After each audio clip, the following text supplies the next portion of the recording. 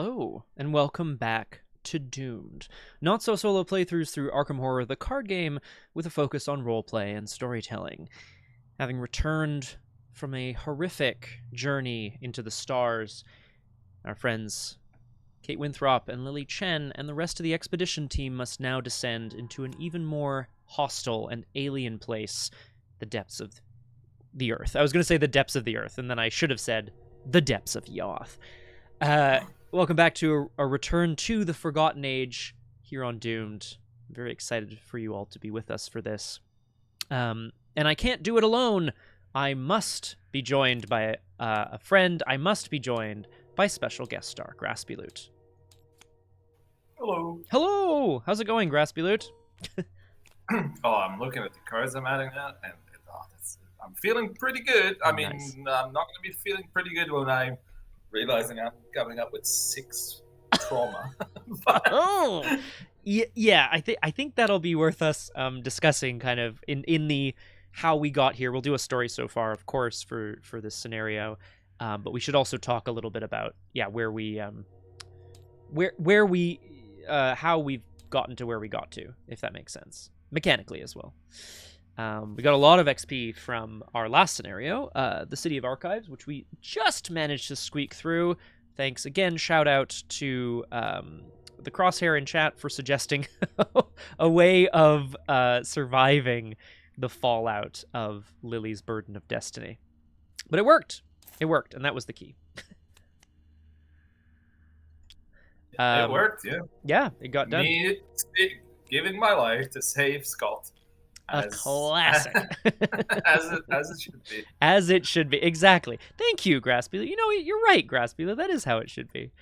Honestly, when I play the fighter, that's how I generally. I mean, as you know, I tend to play it like that. Yeah, no. I mean, I think there's something to be said for like. I've never played the Call of Cthulhu tabletop RPG, which I really should, because I know I would probably enjoy it. But there's something in this universe, this Arkham kind of extended universe, or the mythos, as opposed to the Call of Cthulhu RPG, where you play, you know, a somewhat better than average human investigator. The forces aligned against you are so strong that it's like the point of the game appears to me anyway to be survive. And in Arkham Horror, the card game, there's a little bit more focus on the pulpy kind of like shooting the aliens with a gun or something. But still, sometimes the forces aligned against you are so powerful that all you can do is survive. And sometimes that's the job of our friend the fighter to make sure that happens, which I appreciate. Yeah, I mean, that's what I've been doing, it seems. Well, I mean, and how do you feel about that, Graspiloot? That's probably a better question. Pretty good. Okay, good. It could be. Well, look, I think what would make me unhappy, and I don't think we're here, because I imagine you would tell me if this was a problem.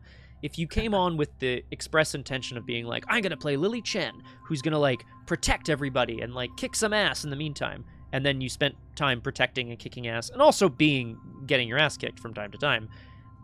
If that was not fun for you, I would hope you would say, which I'm sure you would. You know. Also, I will say, especially if you find that you're struggling to convince your friends to play Call of Cthulhu, because I know that the others, I want to say John and Kate are not super into that kind of horror, if I recall correctly. But I think Arkham Horror is doing its own tabletop RPG, aren't they? Oh. And since it's a little bit more pulpy, they might be more interested in that. That's true. That's a good point. Thank you. I don't know if I knew that actually, but I'm gonna keep my eye out for it for sure, because I know they have the like choose your own adventure, and then they have the board game, the Constellation, like the one that's set on the ship.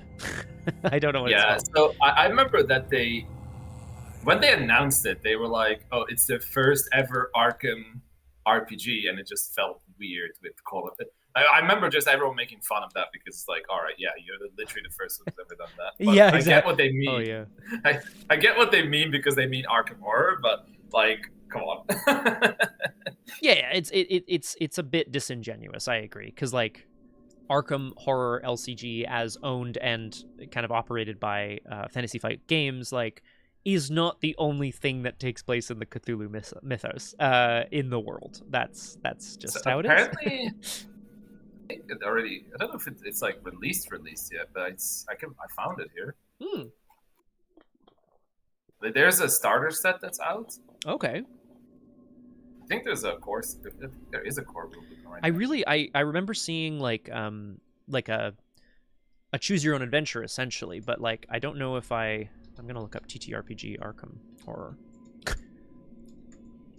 and maybe we will see some of that on the game. Oh, this is a tabletop game. Yeah, it's from Edge Studio. Oh, see, I thought okay, so this is what I was thinking of. I just thought it was more of a. I clearly didn't look into it enough because I thought it was a choose your own adventure like book essentially, and it's not. It is definitely an RPG with stats and so on and so forth. Oh, dope. I can't really find a way how to buy it. Huh. Well, that's odd. Core rulebook. Yeah, guys, Edge, how do I buy this? Like they have like the website, but it doesn't actually have like a link to a store or anything. Oh, Edge. Or does that mean that it's not out yet? Or is it out only on Fantasy, like FFG? I don't know. Oh, hello, Roger Twice. Sorry, I had my chat minimized. My apologies. Mostly inferior. Excellent. That is good to know. I mean, I would like to play some Call of Cthulhu myself, and I know there are some like, solo adaptations of the TTRPG, which may well get a stream on this channel at some point. Yeah, I love the Call of Cthulhu. Mm-hmm. I haven't kind of been out of like tabletop RPGs for a while now. Like the people I hang out with, they mostly like D&D. I might be convinced if they're like pitching a really interesting one, because it's like, when you're playing with friends, then it doesn't really matter what system you're playing, I guess. Yeah, it's fair. But yeah, I just kind of been out of it. It's like I find like it's so hard to find a good group that it's like I just a little bit like I kind of fell out of it, and it's like once you fall out of it, it's like whatever. I'll just play Arkham once a week instead. It's good enough for me, baby. I do know what you mean. The threshold of, like, TTRPGs are the kind of thing where it's like, oh, we just kind of like sit around and have a good time. Yeah, sure, but you have to commit to a schedule to a certain extent, or things come up and they don't have stop happening. And you're right. Once you fall out of it, it's really hard to get people back in the room, digitally or otherwise, to like keep it going. Yeah, and it's the kind of just like don't really talk to my old group anymore, which I did enjoy playing with. But they were like, it's kind of like I feel like I'm pretty particular player. If it was D&D, I kind of don't really care because people, it's D&D. Yeah. Right. But it's like if it's like an actual RPG, actual role playing system, then it's like I find like I'm pretty particular. Like, for example, one pet peeve I have is like in like games like Call of Cthulhu, and I've been in quite a few games where like where you meant to, like in Vampire Masquerade or Mage, where the Ascension, where you're meant to be like normal people who fall into something weird. Yeah, and you always have like one annoying prick who comes to the table with some sort of like, like we're gonna be like Sabbat, what's it called, Shovelheads, and then my character was a ghoul for 100 years. It's like, it's not. Like, I guess it's technically correct, but really breaking the spirit of the game. And storytellers, in my opinion, GMs, in my experience, a lot of GMs are they don't like conflict, so they just like tend to be very easy on being like, yeah, it's fine. Yeah, because I mean the balanced, like, I mean, this is coming from someone who has not story told or done a ton of that sort of work, but like you do also want to the balance there, Graspiloot, which I know you would agree with, is like you also want the people at the table to have fun.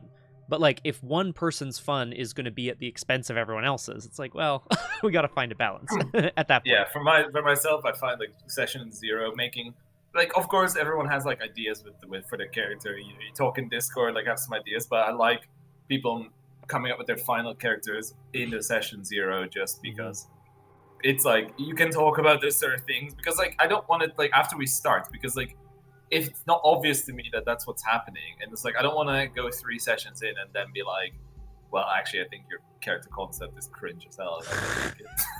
I you don't want to do that. Yeah. I could do that if it's the session 0.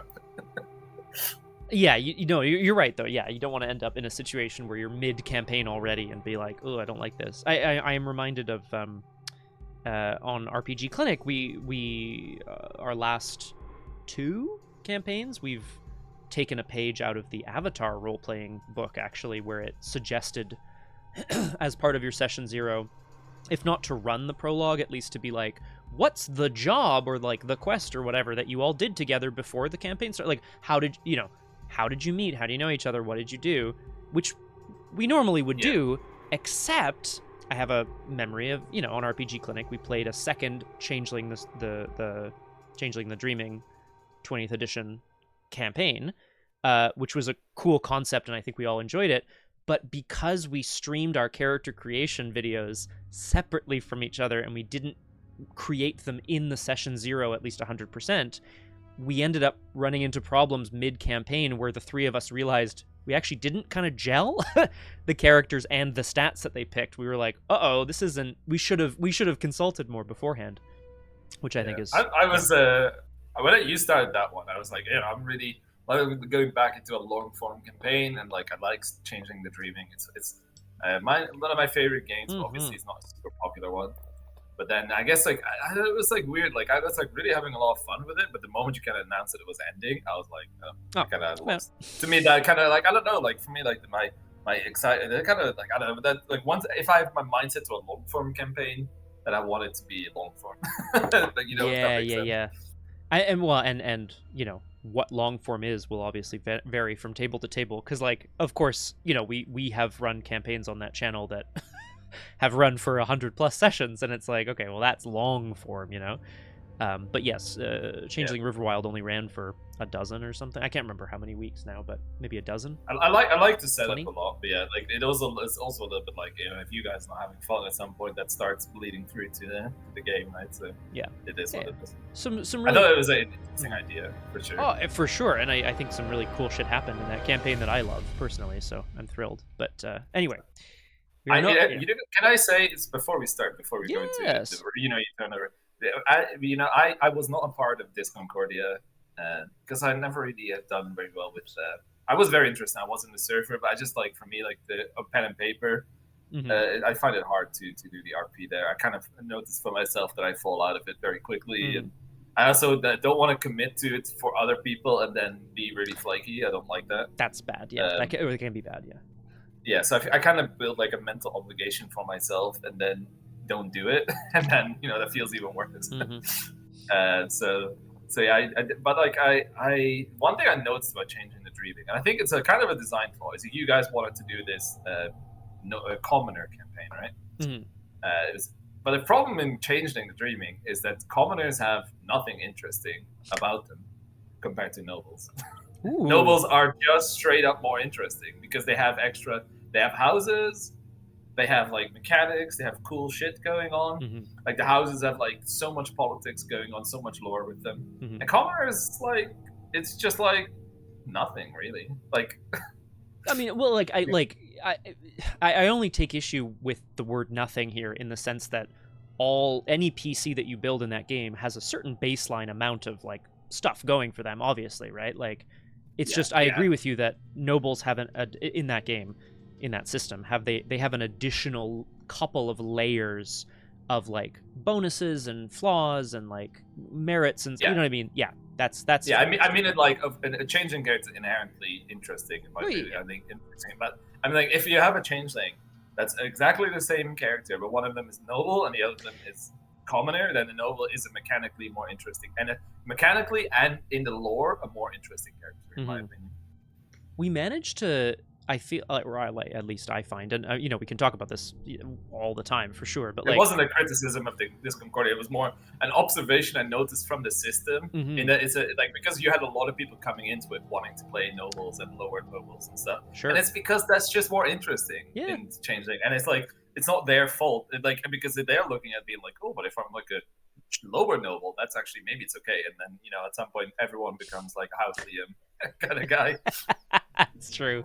It's true. And honestly, like I think for me, if I were to run like either a parlor LARP of Changeling or like another, if I were to run a TTRPG, I'm very interested in the sort of politicking aspect of RPGs generally, and so I think I would want to run like a nobles only, or sorry, not nobles only, a primarily noble campaign. And like, look, if you want to play a commoner in that setting, cool, rock on. I'm sure you can find some cool shit for you.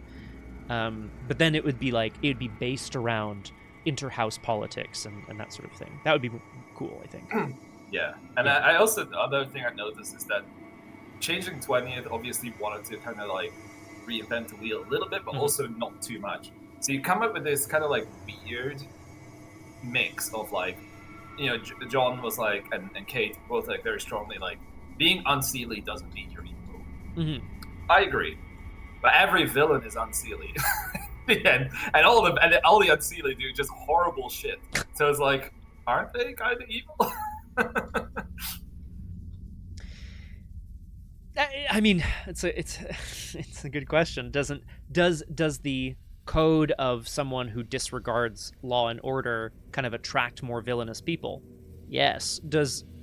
Could the law and order and love side of things attract a villain too? Yeah, but like probably less so. I don't disagree with that. I found that the game maybe change, but like, you know, that's the thing. Like, it's not really. I think the game itself, I think, didn't really do enough to kind of separate why, like, unseelie, like, why they're a bad seelie, like, you know, the whole, like, you know, using law and order, you know, the kind of law and order types that we see in real life that are really, like, using law and order for really horrible things. Yeah. We don't see that a lot in Changeling Dreaming 20th, and the same with, like, unseelie, who are, like, good people, because, like, you know, also, like, the not Rhapsody, the Ravaging and stuff. It's all pretty horrible. Yeah. Yeah. To be honest. Yep. 100%. And like, I think that's part of the reason why. Like, I mean, I've gone on the record talking about this before. I like vampire as a concept and as a setting, and I think that obviously is really cool. But like, I would struggle personally. I would struggle with playing a vampire PC for a long period of time unless I knew I was going into the campaign being like, you are a character who hunts people for blood because you must. You know, like that. There's a certain baseline in humanity to a vampire. Do you know, like, obviously, as you know, which. Oh, I would say I don't get me wrong. It's great to play a villain. Like my unseelie. I'll tell you, the team unseelie I played was an absolutely horrible person. But like in like a kind of like fun wee-woo kind of way, you know. A fun wee-woo kind of way, yeah. It was like from House Liana. I don't know if you remember about the houses.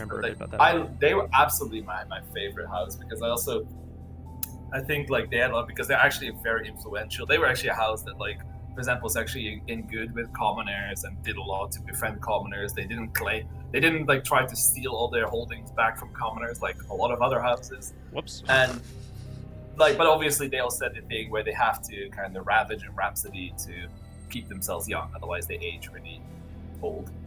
Okay. And so like they're like, and that's why the House Liam hates them, I think, because they have to ravage effectively. And so, but they're like the kind of like intrigue kind of house. But I basically had made a character who just like, because I think like nothing stops you from like, what's the opposite of ravaging? You create glamour. I should know this because I played hundreds of. Oh God. No, I'll just shout it out when I remember. But continue. Yeah, the quote unquote Sealy version when you create. Yeah, so but you can still do that as an unseelie, right? There's nothing mechanically stopping you. So I basically had like a specialty for ravaging, destroy love, and then the thing that I like doing the create love. Yeah. So effectively, it was basically going to like nightclubs and stuff and getting like couples to break up by like kind of like cheating on one of them. Basically making that person like over then the course of the next like period of time, making them fall in love with you, and then breaking their heart again, just like double dipping in that. Nice. Ravage, revel, ravage. Nice. Absolutely hard. I also made them a childling, which in modern Changeling doesn't actually mean they're a child, right? But just like just someone who has like no interest in the consequences of their actions, being like, this is what I want to do, and I'm just gonna do it. and that's the joy for me of that setting. Part of the joy, anyway, is like the changelings are not fully human, and like, why would why would they care about the consequences of their actions? Glamour is the kind of thing that is created by doing things that are kind of childlike and whimsical and crazy, and like, who cares about the consequences? That's what glamour is sometimes. I think that's dope as hell. Exactly. Like, that was like a really fun. I didn't get to play the character for too long, sadly, because the storyteller had to end the game for personal reasons. Oh, okay.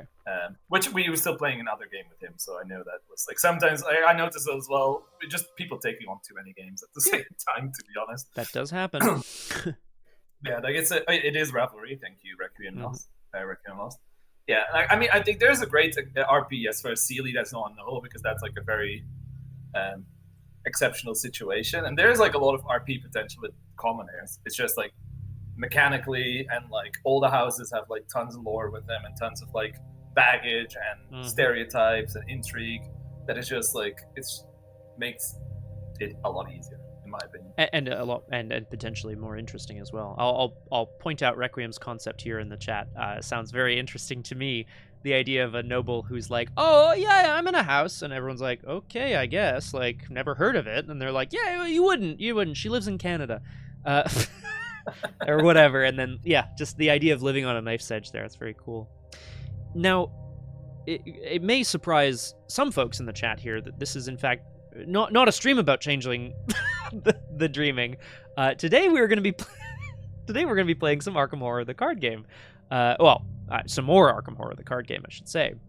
If that's all right. Requiem, of course. Or Requiem. Good lord, Graspiloot, sorry. Fucking hell. No, you should ask Requiem. Maybe if Requiem doesn't want it, then actually, yeah. This is going to be a Changeling the Dreaming stream. You know what? You're right. Yeah, Requiem, if this is if you'd prefer we play Changeling, just let me know. I can't guarantee I will. As always, of course, we'll do a little story so far. This VOD will be part of Scenario 7 rather than Scenario 6, so we do need to recap the story so far. And then we will dive into a return to the depths of Yoth. Arkham with a Changeling scene. Got it. Do you think this dragon-looking motherfucker might make an appearance? Theme, okay. I think no, just the one there scene. already exists that. There is a campaign that's Alice in Wonderland. And if there is a piece of work that is Changeling the Dreaming coded, then in my opinion it's Alice in Wonderland. Yeah. No, I 100% agree with that. I hope that campaign makes an appearance on Doomed one day. I think it will. I had a really good time playing it with you off stream, obviously, Graspiloot. I thought our character concepts were fantastic. Really fun. We played Jenny and Wendy, and we called ourselves Poor Alice and Rich Alice. Which is really fun, I think. Just like two sides of the Alice from Alice in Wonderland, I guess. Okay, well, so we are back here at Scenario... I can't believe this campaign is already at Scenario 7 of 8. Return to the Depths of Yoth. As always, we'll do a little story so far. But I think I'm going to go ahead and place... Yeah, I think I'm just going to go ahead and place the stuff here. Graspiloot. Bong, because it also does that before I do anything else. Yeah, and then we'll read the intro and so on and dive into the depths, as it were. So, on Doomed. Last time on Doomed. So essentially, our intrepid investigators made their way back to the jungle, seeking a place known as the Nexus of Nkai, also the home of the serpent people, Yoth, deep under the earth in Mexico, in a massive kind of series of caves. Having made their way, this was to both recover a strange artifact known as the Relic of Ages and potentially avert the apocalypse of merging timelines, according to one Esley warrior, Iktaka. Now, we forged our own path. Kate Winthrop, the intrepid scientist, and Lily Chen, the calm, brutally bloodthirsty... Mangled! She is mangled. I agree, martial artist. Mangled is a great word. They made their way down. They found the depths of Yoth, or the beginning of this place. However, they were then captured. Alejandro revealed himself to, in fact, not be human, a scholar from Mexico, but a strange 10-foot alien known as a Yithian. They were kidnapped by the Yithians, whisked away to the secret place known as Yoth. I don't actually know where that is still. However, and this was our last scenario, the City of Archives. Lily and Kate managed to recover facsimiles of some of their items, navigate the City of Archives in their strange new bodies, and they managed to slowly over time incorporate enough knowledge into their systems that they were able to build a device that would send them back to their time and place. Kate, of course, being a scientist with her science crew. Now, the one sort of big downside to having done this is that in attempting to incorporate enough knowledge into their minds in order to make the transition happen, Lily took on a bit too much knowledge all at once. Sorry, why don't you tell me what happened to Lily? She ate the brain that they harvested. She ate fucking hell. We were like, okay, incorporate some knowledge, and Lily's like, got it. Oh, no. We're like, no, Lily, no. Holy shit.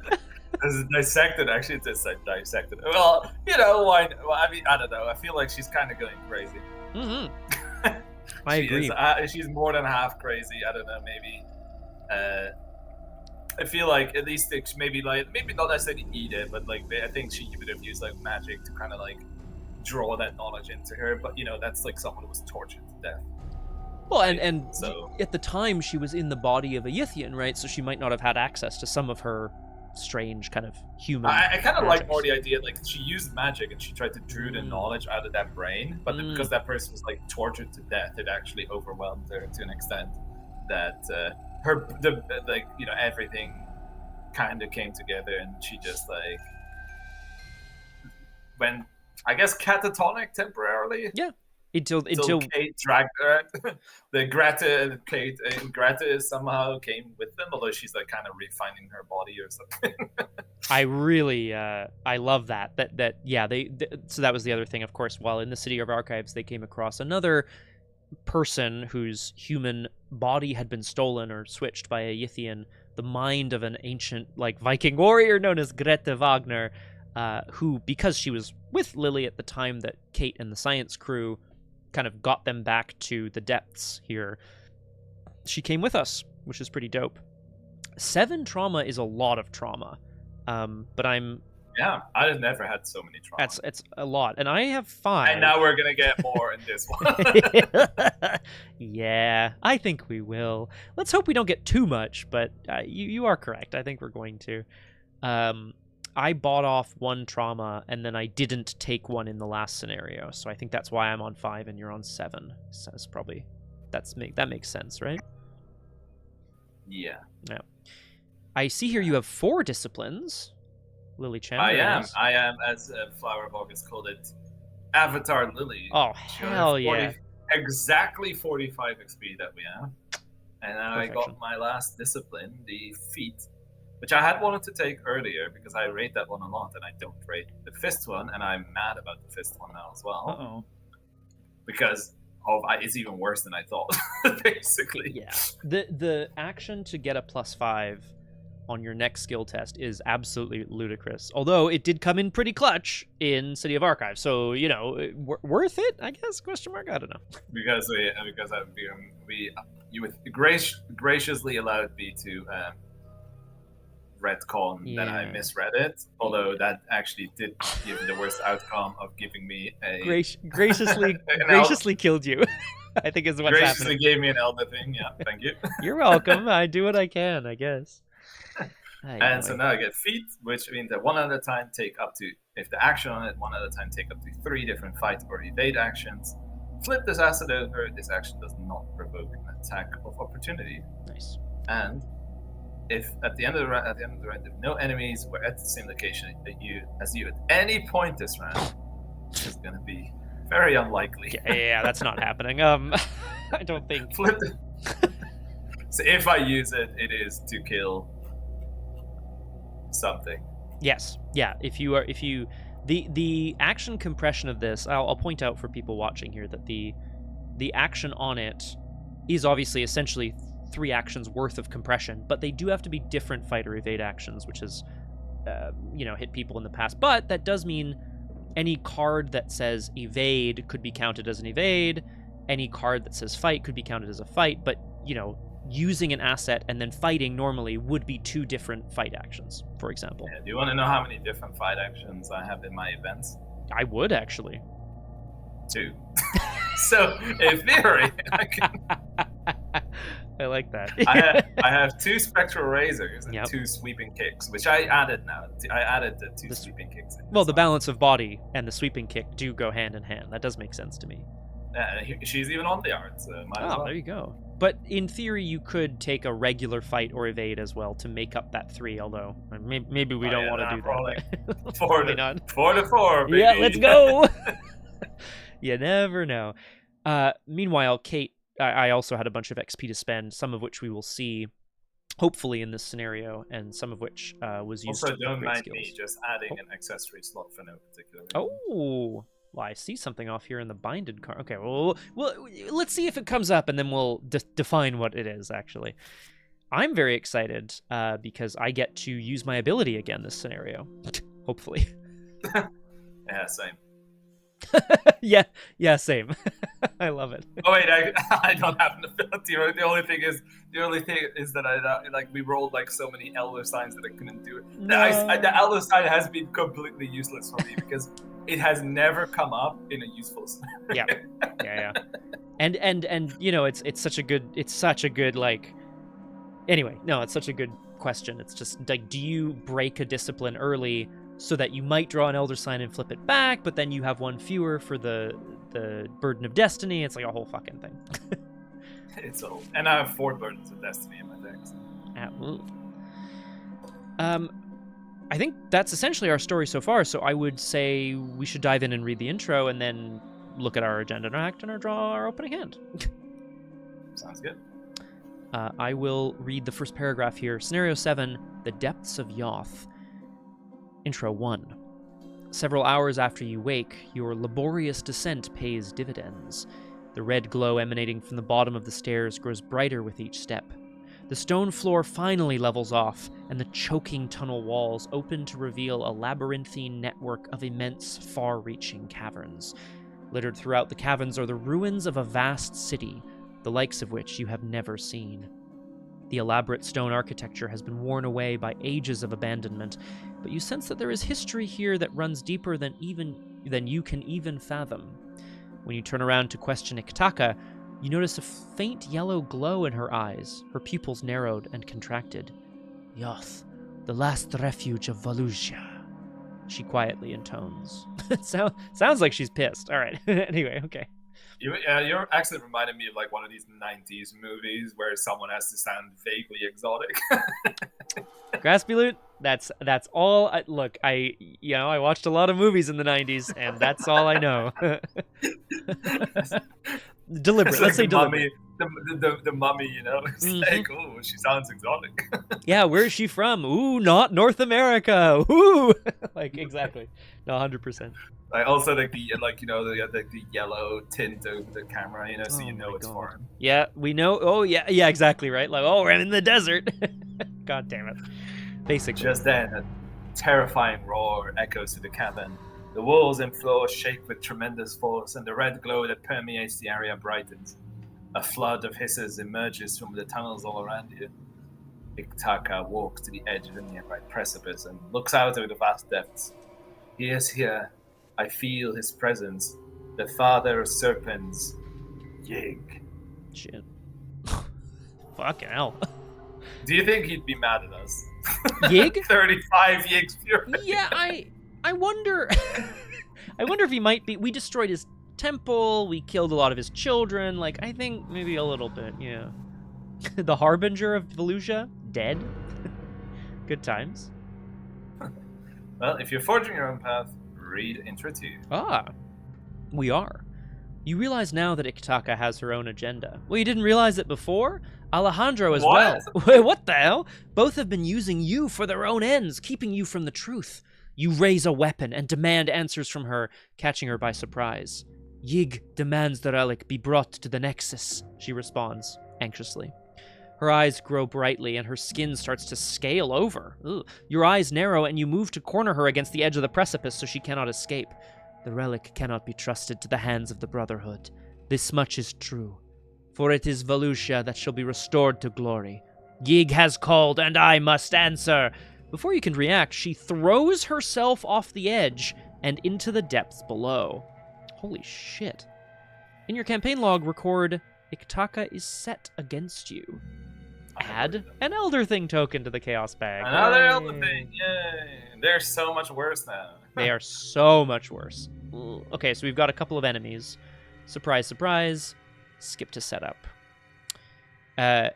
This is a there's like additional intros here for essentially if you have her and or the relic, there's different versions of how the scenario starts, but you might have her on your side, in which case she would help you fight Yig potentially or something, even though she seems to be on Yig's side, so I don't know.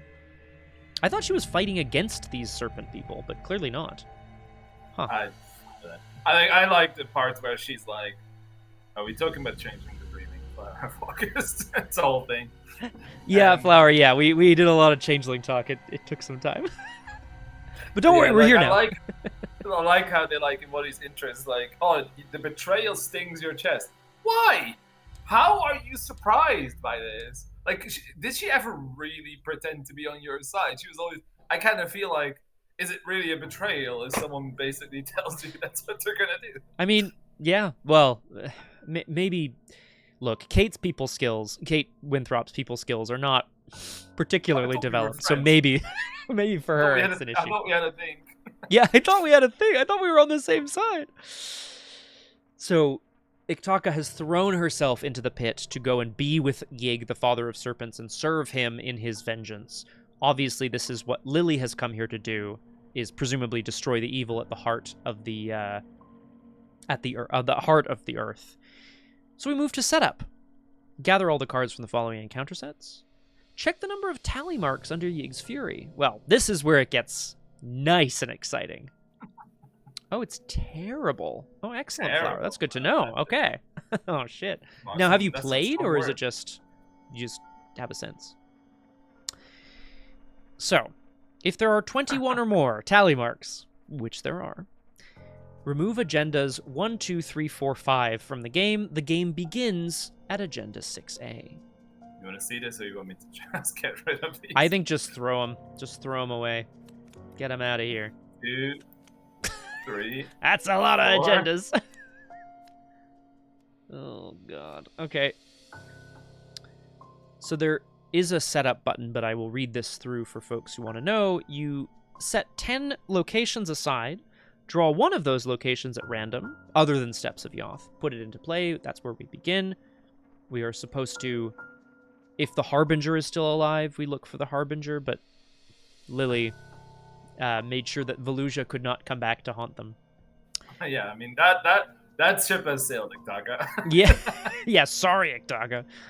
Set the Yig enemy aside out of play. Ooh, if it's agenda 6A, which it is, move the set aside Yig enemy to the pursuit area, which we will learn about momentarily. Ooh. So, we're going to look at our good friend Beefy Boy Yig, the father of serpents, momentarily. But know that he is in pursuit of us. Iktaka's like powered him up or whatever. So in this scenario, the exploration deck is created by taking the Steps of Yoth, 4 of the remaining locations, as well as in the return to one treachery, which we will look at all this in a moment, and they get shuffled together. We start at 1 depth, which we will look at momentarily as well. And then it tells us to put some stuff aside, to be poisoned if we're poisoned, and now we begin. So I guess... Yes, so to note, of course, in TTS, there is a setup button which will put a random location in play and then shuffle Steps of Yoth, Perils of Yoth, the Treachery, and 4 more locations into an exploration deck. Which it should do automatically. Would you care to do the honors, Graspiloot? And let's see if we die. Sure. Hiya! Okay. This is not the worst. Oh, it's the one that's glowing red. Actually, this does make the most sense for where we should start. IMO. This still counts as being put into play, right? So we have to still add another clue. Yes, it entered play, yeah. So I'll put a clue on it. still, it's not the worst. No. Do you want to read the flavor? Sure. So first, forest after caverns of Yoth and display plays clues on it equal to the current depth level. 1. They, or their principal ancestral element, had first been found in a wild state amidst the cyclopean ruins of the deserted red-litten world of Yoth. Hey, let's see where you... Oh, that's Yoth. No, you also have a thing of Yoth, right? It's, yeah, etheric current Yuggoth or Yoth. So, I guess that's where we are, baby. Which lay below the blue-litten world of Knyan. Nailed it. It's like, what in the anime is that name? Oh, I see. Yeah, it's true. I'm H.P. Lovecraft and Zealia Bishop. The Mount. And Mount. I don't know what I don't know what the mound is. I guess it's a short story, but I'm not familiar with this. I'm also very curious about the hi Snakebird. Classic Lovecraft. I mean, look, yes, I can. Look, we don't respect his politics here, but I mean, I respect the guy's world building, but not his politics, to be sure. Also, hello, welcome to Doomed. Wonderful to have you with us. The voice you hear on the other end of the line is special guest star Graspiloot. Hello. Although I am a little bit suspicious of us about to find a snake god, and all of a sudden a snake bird priestess shows up in chat. Actually, that is very sus. Snakebird priestess, can you confirm whether or not you are a servant of Yig, the father of serpents? Yeah, are you like half snake, half bird, and therefore you like cast out, or what is happening here? Yeah, what? Yeah, just like let us know where we're at here, basically, please. I will say the. Oh, congratulations! Oh, yes to being new, not yes to being half snake, half bird. My friend and I just played this campaign last weekend. Congratulations! That's really fun. You'll have to let us know how it went for you. For Lily and Kate, it's going. I don't know if that means... We took on a very difficult challenge. We did. And we're still in it. We are indeed. Yes. So Snakebird, this, of course, on Doomed, we do play Arkham Horror, the card game, with a focus on roleplay and storytelling, as I like to say. So we're trying to narrate the events of the scenario as they happen. But Graspiloot points out, and it's true, that in this campaign, we have been playing on hard, which is a very big departure for me personally, but wild. And we are attempting one of these little achievemos here, which says, win the Forgotten Age campaign with 25 plus tally marks recorded under Yig's Fury. So Lily Chen has been pissing the shit off out of Yig as we've been going. So that's fun. Yes, we are at 35 tally marks, right? So that's a lot of that's a lot of tally marks. After we got 21, it was just like whatever. Yig's pretty mad, basically, I think is what's happening here. I also like this sort of emergent narrative that Kate's... Oh, yeah, Snakebird, yeah, I don't think... we're taking what we can. So, effectively, our goal is to get deep enough so we don't insta-die. Yeah, that's it. Yeah, I'm not... I hadn't actually really looked at these flowers, but yeah, who needs any of this junk? No, it's win the Forgotten Age without purchasing supplies. So I guess you're playing on easy. Wow. Oh, that's God. Crazy. Try that as well with the one we're doing. Oh, no, thanks. Absolutely not. Oh, did I take the stuff out of the victory display? Oh, we did. Perfect. The no tally marks also seems pretty fun, to be fair. Yeah, actually, that would be a good time, because there's very few... If you evade all of the vengeance enemies and don't take vengeance off of the locations, I think it would be... I don't think there's that many other places where you get vengeance, so you just have to take high agility characters. Yeah, I was going to say, our previous run of doing Jenny and Wendy, I think would be a pretty good setup for that. Actually, that's a good shout, yeah. Although Wendy gets kind of destroyed by... Does she get really destroyed by City of Archives? Only if you draw... if you draw Abandoned and Alone when most of your deck is in your discard pile, and then you draw the willpower test that kills you. That would be bad. That's pretty bad. That's true. You do miss out on XP, but yeah, you also everything else is a lot easier. So it is what it is. So maybe there's a little bit of both. It seems like a fun challenge, to be sure. I want to point out this sort of emergent narrative of like Kate she came on this this expedition in the first place because she wanted to incorporate more organic matter into her flux stabilizer research, and unbeknownst to her, her flux stabilizer is in fact an energy producing device that harnesses energy from a couple of different places in the galaxy, but one of those places apparently is Yoth, which is nutso. Where we are now. So clearly we're going to be learning more about her flux state. So she's got what she wanted, kind of. Okay. So yes, that was set up. I guess we should, well, I think I'll read here under depth level. It says, as the investigators journey deeper into Yoth by completing Act 1, resources are added to the current depth level, and play continues until they reach a certain depth level, or are defeated. Deeper levels of Yoth are deadlier, but the deeper the level the investigators are able to reach, the better the resolution of the scenario will be. So, depth, of course, is as we descend. Makes sense. Excuse me. And there's like a pursuit area, which means that there's like an out of play area next to the act and agenda deck. The enemies can enter and leave via card effect. Generally speaking, enemies in play will move to the pursuit area whenever the investigators reach the next depth level. Although the pursuit area is out of play, whenever an enemy moves to the pursuit area, it keeps all tokens and attachments, which also includes damage. Enemies in the pursuit area are considered to be in pursuit. Enemies that are in pursuit are considered to be out of play and cannot be affected by player cards or investigator actions. However, enemies that are in pursuit can re-enter play by a variety of card abilities. Hooray! Again, narratively here, they are pursuing you, and if you stay ahead of them, they can't get to you. But if you hurt one and then get away from it and it's in pursuit, it's still hurt, right? Like there's the narrative here makes sense to me. It's sensical. Okay. We know we're starting in the caverns.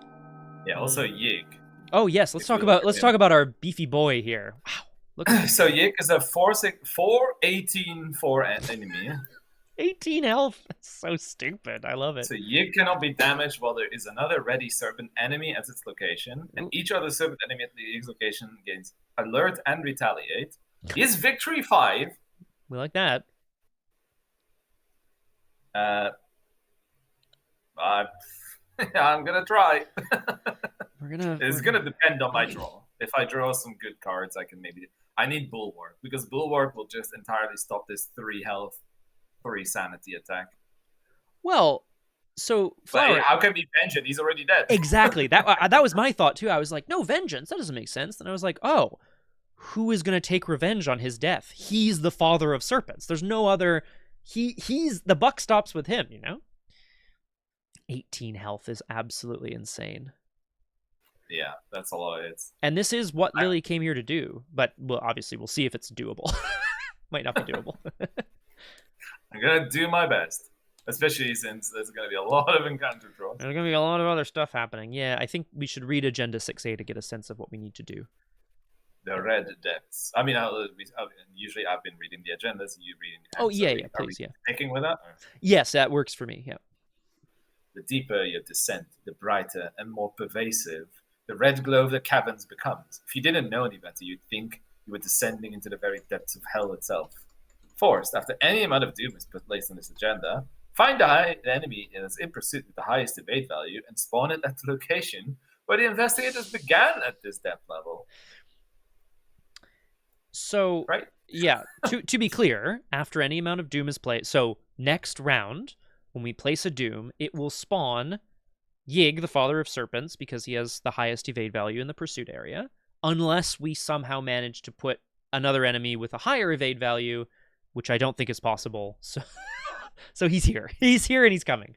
And we're scared. You have 1 turn. In 1 turn, basically right away. Act 1A, Journey to the Nexus. Doubt and horror grew upon me as I wound still farther down the seemingly endless staircase. Would the thing never stop? Action, if there are no clues on your location, explore. Draw the top card of the exploration deck. If it's a connecting location, put it into play and move to it. The objective here, which requires 6 clues, says at the end of the round, if investigators at steps of Yoth possess the requisite number of clues, they may advance. Beware, any investigator who is not at steps of Yoth will be defeated.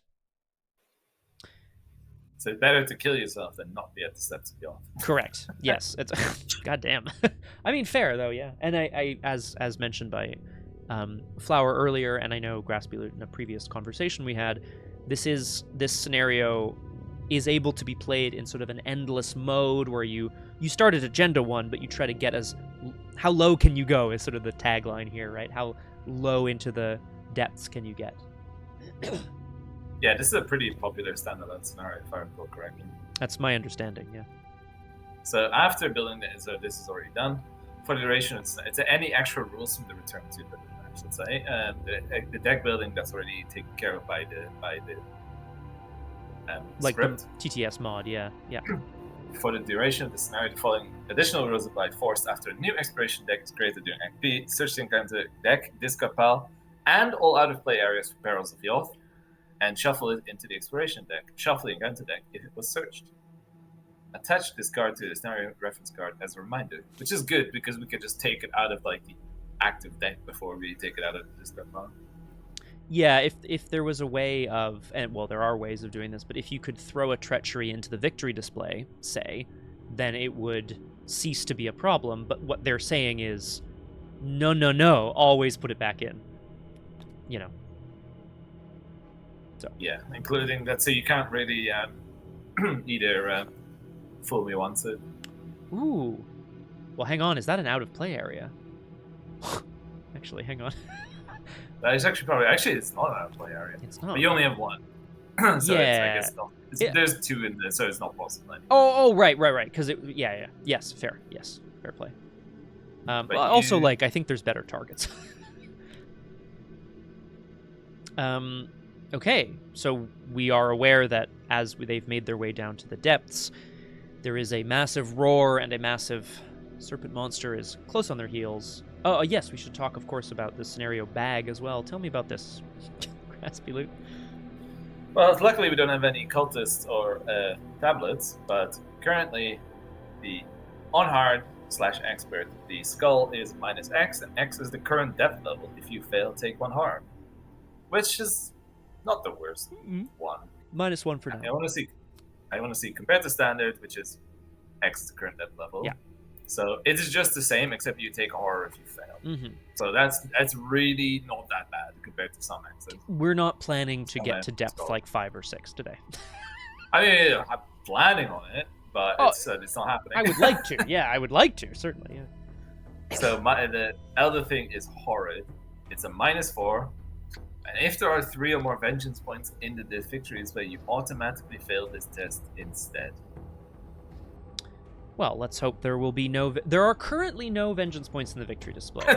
True. I imagine that will change shortly. That's some positive thinking here. That's what I like to hear.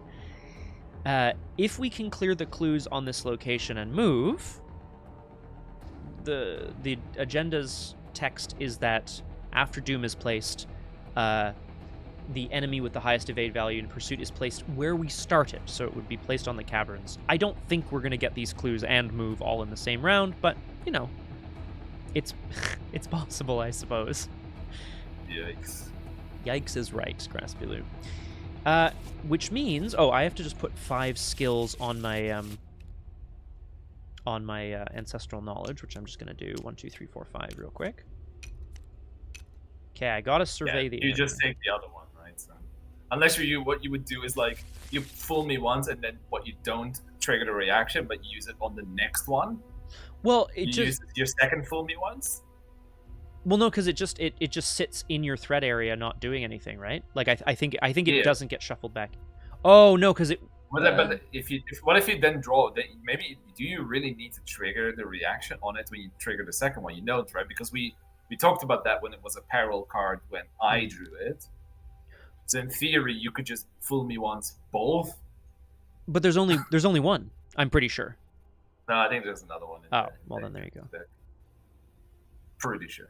But I do know it works on weaknesses. So like, I could fool me once on my failed experiment to like take it out of commission forever, which seems weird. It seems, antithetical.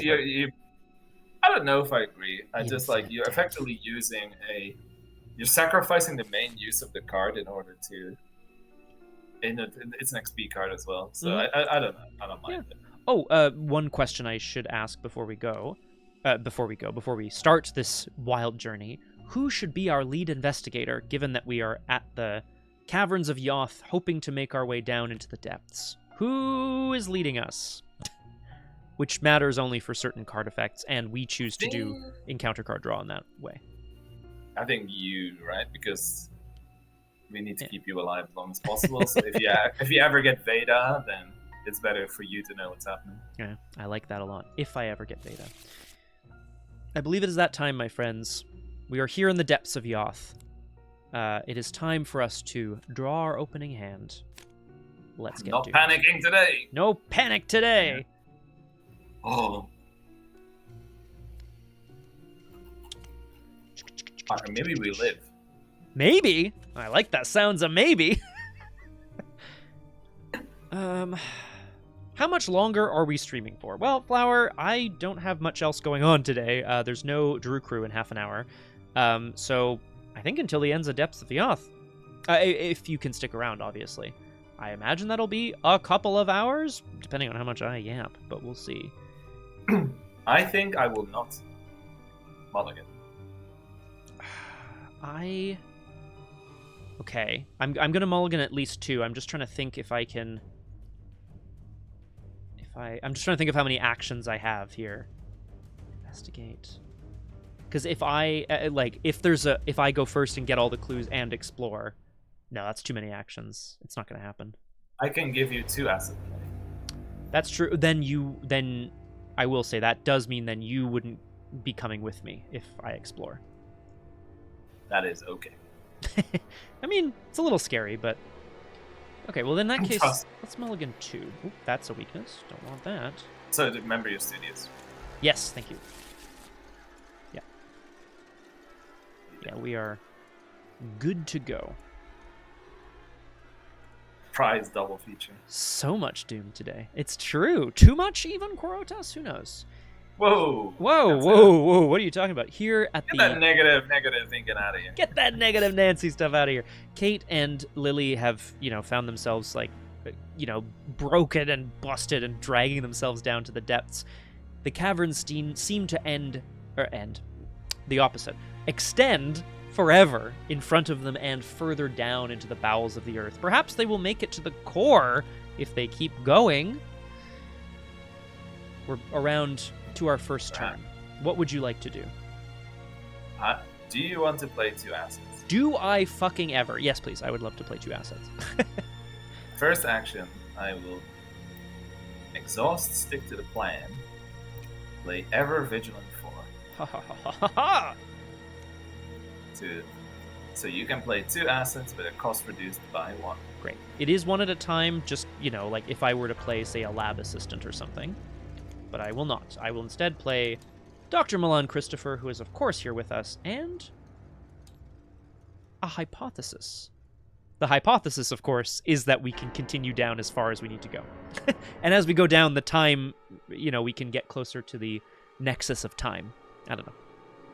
What about you? I'm spending all 5 of my bucks. Ooh. The Cyclopean Hammer. Hell yeah. In my first action. And the Bulwark. Oh, nice. Okay, good. Okay, we can live, maybe. We can live, maybe. I mean... my second action, I take a buck. $1. As third action, I play Empty Vessel. Ooh! What is this? So this is a card I bought. Which limits 1 per deck, and I could not believe the hand I drew. We're not mad at this. This is pretty sweet. So the Empty Vessel to explain. Wait, let me pull the other one here. So the Empty Vessel by itself, it's a 4 XP card and does nothing, basically. Great. It's anytime you defeat an enemy, you place 1 charge on the Empty Vessel. If there are at least 3 charges on the empty vessel, you search your bond card for the Wish Eater and swap it with empty vessel, moving all charge from empty vessel to Wish Eater. And the Wish Eater, when you reveal a token, so a skull or an elder thing, spend 1 charge, you cancel that chaos trophy, you don't draw a new one, and you heal 1 damage and 1 harm. Ooh! But if it has no charges, search your bond card for empty vessel, swap it. You don't have to, right? It's like at least 3, but you don't have to trigger it immediately. Yeah, exactly. And the free trigger on it is just when you want to swap it in. So I think let's get you. Well, I was gonna say let's get you some enemies to defeat. I think that's the plan. They're coming soon enough. Yeah, I was gonna say. So this is what, a jewel that was left on the floor of the caverns? What is this thing that I think she actually stole it on the way out from the city of Archives. Oh snap! I like that a lot, actually. Like on the way, this is a unique item. It just says like our unique items they can copy, but what about unique items that were already there? You know, like it was so like in one of their explorations they found this thing, and like Lily can sense that it's clearly a blessed item, and she doesn't have like a lot of presence of mind left anymore, but like she can sense the holy magic from it. Mm-hmm. Because it's blessed, not cursed. Sure. And she grabs it then on the way out. She probably thinks that these aliens, not necessarily good people, from what she's seen in all her tortures that she saw. Yikes. So she just decides to take it for herself. It could well happen, you know? Well, that's it. Yeah, exactly. It was like, yeah, no, I think it's fantastic. She picked it up thinking that there was magic attached to it, as you say, but not knowing exactly what it is. But hopefully we're going to fill it up with some blood? Charges, I guess? I don't know. Blood of Yig. Yikes. Okay, Kate is pleased that we are vigilant enough that we've got some people here. Between herself and Milan, they can hopefully navigate these caverns. I'm going to exhaust ancestral knowledge to pull a deduction to hand, and I'm going to go ahead and investigate using that deduction,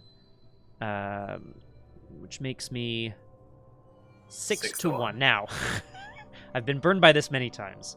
How much is it worth me committing another card is the question. It is worth a lot because we know that I have... You're minus 6. I have a tendency. But these are very... I'm going to be honest with you, Graspiloot. If I commit either of these intellect icons, I would be very sad. So I am going to take my lumps as it goes. Just a skull here. You're safe. You're absolutely right. Thank you, Flower. Much appreciated. Oh, he was right. Holy shit. I have to decrease this to -1. We get 2 clues off the location. I will spend $2 to play another card, which is going to be a steady-handed. I will move a clue onto my Flux Stabilizer, which is a free trigger, and activate it. Search your bonded cards or discard pile for a copy of Etheric Current. Shuffle it into your deck. No, it only sets at the top. Great question, Flower. It sets when the round begins, so at the beginning of Mythos. Yoth is, of course... Not even when your turn begins. Otherwise, if the turn begins, that would have been so good. No, it's the round begins. Yeah, so you have to choose before you hit Mythos, and maybe you'll not get what you want, kind of thing. I'm kind of thinking I take Yoth here, both because of, I just don't know how useful it will be to move an enemy around, even though... I think it's actually pretty useful, because if we need to get it out of the way for, it being in pursuit. Mm-hmm. That's true. I just don't like that Kate gets, she already has 4 feet. Evade, and then yeah. It's Yeah. I'm you know what I'm thinking actually here, yeah, so the story here then in my mind is not that the currents are stronger here in Yoth, of course, but Kate's never really tapped into those. There's perhaps dueling currents of energy that are activating. She doesn't trust y'all. She doesn't trust yet. Well, why would she? There's a massive snake-like creature here. Last action, I'm going to investigate again. I am at 5 to 1, which is 4 up. I'm just going to take it and investigate. Success. Get a clue. Cannot explore as I lack the actions to do so. So, You put your expedition journal back into your deck. I did, thank you. Yeah, I was really hoping to draw it, of course, because that would be pretty sweet, but oh well. Oh well. Oh well. I guess I'm going to say, yeah, no, there are no ready enemies, so we go to upkeep. And then I now have to decide, before we place the Doom,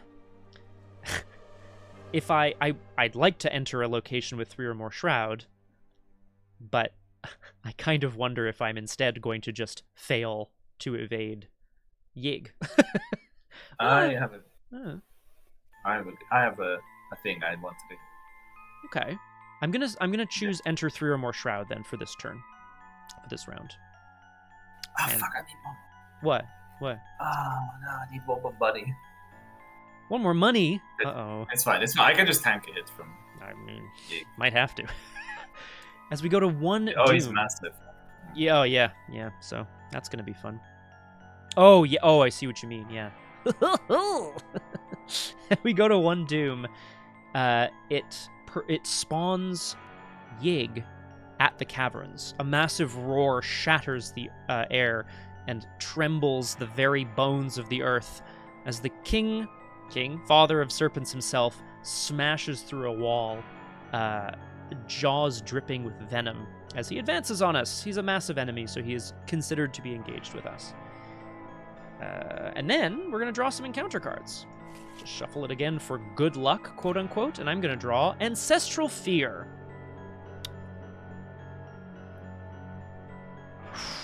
I think I put the Doom, and then we just try to get the fuck out of here.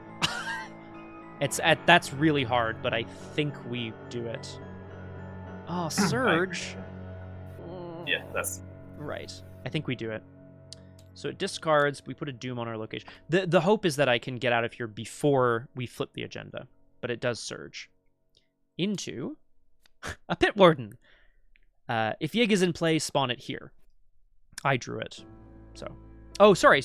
It spawns at Yig's location, which means, in theory, it could engage you if you thought that was better. Because it spawns at this location. You get to choose. Okay, cool. All right. More serpents hiss out of the ground as they rush towards us. Bathophobia. It's fun. I am 4-2. It's not ideal. We do not respect him, Flower, so that makes sense to me that he would be very scary here. Ooh. What did you draw? I'm so sorry, I didn't even see what you drew. Sorry, I drew a Bathophobia and I drew a 0. Ah, perfecto. Bathophobia, you did not have to take any horror. That's good. I'll point out as well your hand size is back up to 8 if you if you so desire. You're like, I don't think I'm going to ever have that many cards. Yeah, that's not happening. But sure, I mean, I appreciate the thought. Oh, yeah, okay. Perfect. Do you think you can get out of it? You can't really get out of there, right, without getting hit? True. Yeah, so I'll probably have to try to evade it to start. But also, I would love to just take a short break, if you don't mind, Graspiloot. Use the toilet, get some more water, all that stuff. Are you all right to do that for a few moments? Yep, I'll make myself for tea then. Make myself for tea. We'll see you all back here momentarily. The Father of Serpents has arrived. Can we defeat him, or will we survive? We'll see you back on Doomed in just a couple of minutes. Hello, and welcome back to Doomed. Not so solo playthroughs through Arkham Horror, the card game with a focus on roleplay and storytelling. Down into the depths of Yoth they go, pursued all the way by a massive serpent creature, the Father of Serpents himself. I'm not alone in this, thank goodness. I'm joined today by special guest star Graspiloot. Hello. Hello. I decided to not get a tea, I got a beer. That's what I need.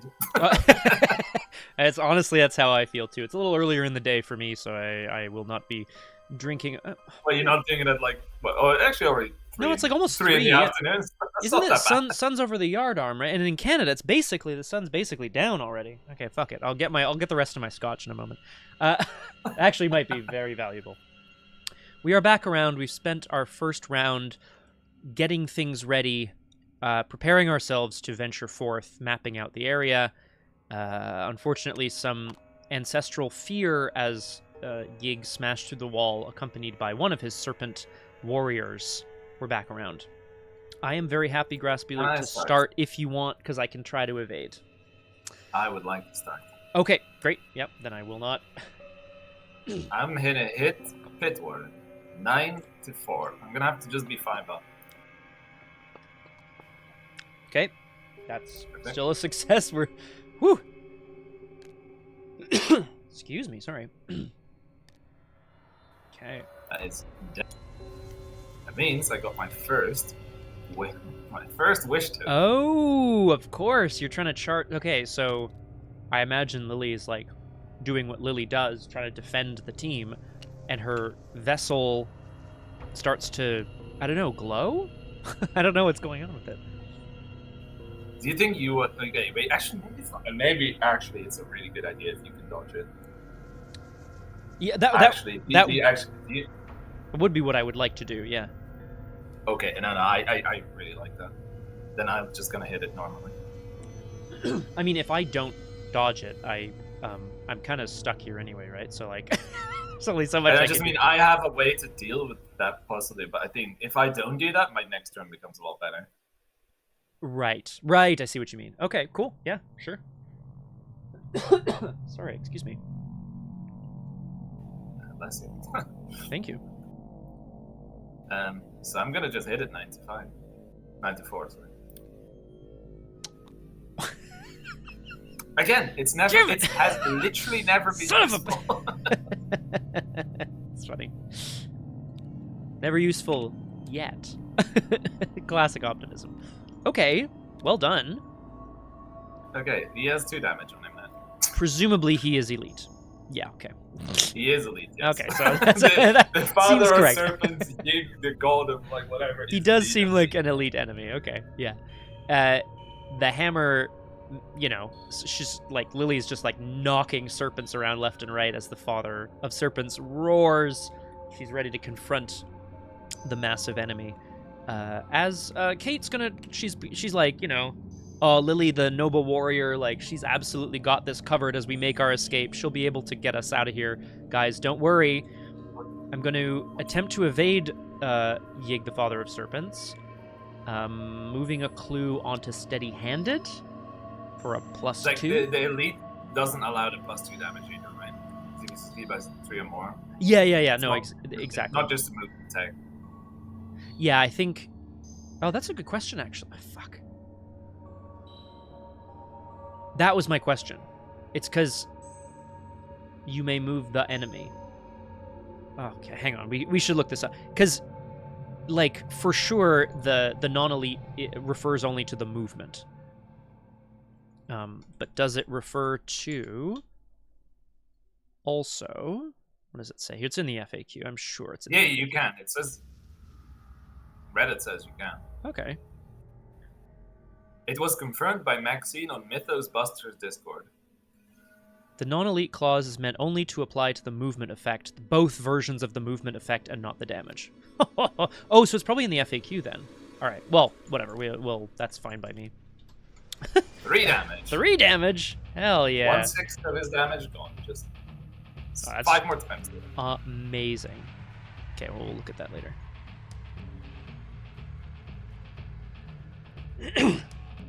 Sick. Okay. Okay, I'm still going to do what I was doing before, which is attempt to evade and get Milan and I and the rest of the science team away. Hopefully my steady hands will keep me in the green here. I have 4 agility, 6 with the steady-handed, 8 since I'm scouting ahead, hopefully? Whew. Okay, that's a -4, which is perfecto. That's what I was, you know, it's obviously something else I was worried about. So, evade. Explore. I don't have Veda, so I'm not gonna fucking bother doing anything else. Yeah, explore. I'm looking for a connection. Yellow, burgundy, I don't know what color that is. Orange, green, or brown squiggle. Ooh, that's the steps. Not connected. So we continue to explore until we find something that is connected. Nope. No. Nope. Uh-oh. The caverns are... Okay, there we go. Oh, no, fuck, that's not connected. Holy shit. Okay, so That is. Oh. And that one is connected, but that is a horrible one. It is I horrible. think you might... Oh, I hate that. Yeah. I mean, unfortunately, I have to do this, You right? just come back. Yeah, but there's no other place to explore to. We have now looked through the entire exploration deck other than the treachery. So, I mean, it sucks. Don't get me wrong. You might want to take your survey the area for this. Yeah, when you attempt to... Well, let's read. Crumbling precipice, one false step. This is obviously... Kate rushes off into the caverns and is immediately confronted by that massive sheer drop into the depths below. Forced, when you attempt to explore while at crumbling precipice, test Will 4. If you fail, test Agility 3. If you fail, test Combat 2. If you fail, you fall to your death and you are killed. Yikes. What's annoying here as well, of course, is really not lucky. yeah, no, I agree with that. I think that's a good shout. I have... Okay, Inquiring Mind does nothing. Well-funded is 3 wilds, which would make me 7 to 3. I think that's the play. No running away from the father of serpents. Sorry, I'm going to bring this to hand. I'm going to test... I'm going to try to explore from here, though. Oh, 3 or more shroud! Hell yeah. Thanks, Flower. Good shout. You can just use it, right? I will, yeah. I need cards in hand, for sure. This freely draws me a card. Fantastic, which I will be playing at some point.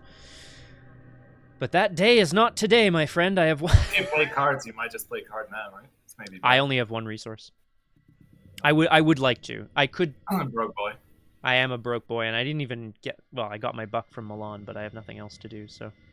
Did I succeed by... No, I succeeded by 0 against Yig.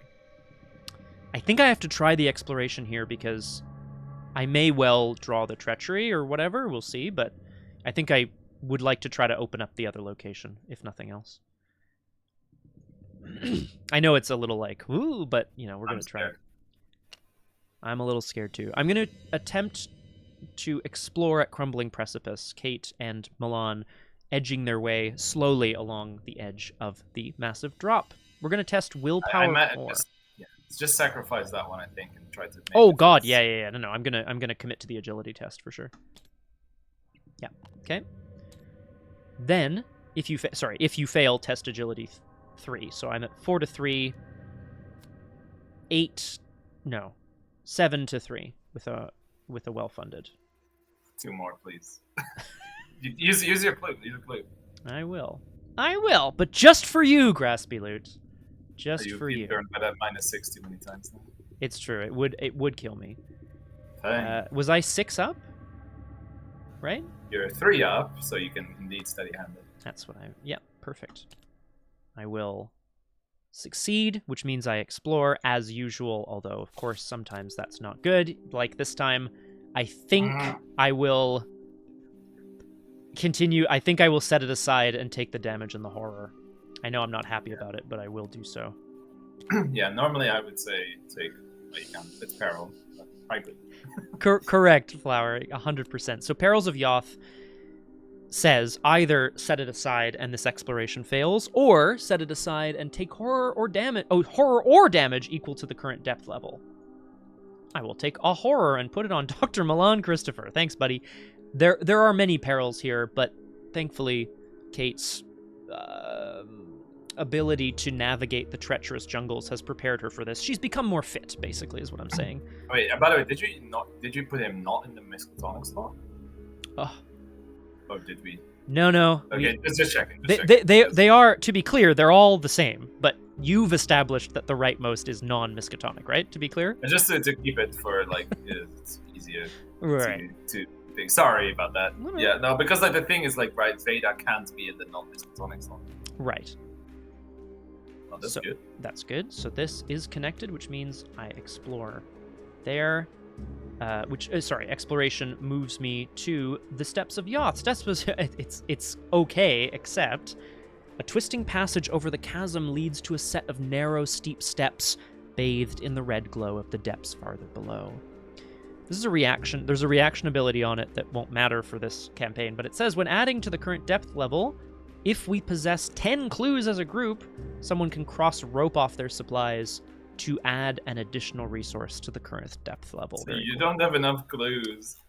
Correct. So the objective is at the end of the round, if we are both at the steps of Yoth with 6 clues, we may advance. So I will next round explore from here and keep going to find clues as fast as I fucking can. Anyway, that's my turn. Thumbs up. Which means in the enemy phase, no ready enemies somehow. It's true. Well, sorry, I still need 6 clues, Flower. So unfortunately, I can't even leave Lily behind to destroy Yig. Unfortunate. Oh, because I told you, like, hey, can we use like the 1 slot for Miskatonic funding? And it's I'm like, like, okay, sure. How dare now you? I'm actually gonna kill your character. Yeah. That is 100% correct. You know what, man? Fine. If you want to be like that, I'm gonna kill your character.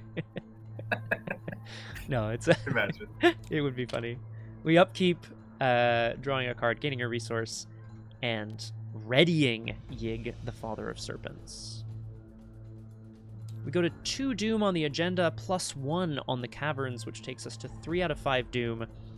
Doom has been placed, but there are no enemies in the pursuit area. Look at my base stats, by the way. So sexy. Hmm? Look at that base stats, by the way. Look how sexy it is. Oh, now that's 4, 3, 5, 4. That's an investigator. I like that. Lola could never. Lola could never. Lola would never. Carson could never. We go. Yeah. So we go to 3 out of 5 Doom, and we draw a Pit Warden, which spawns at Yig's location. Sorry. All right. Sorry, buddy. All right. Thank God.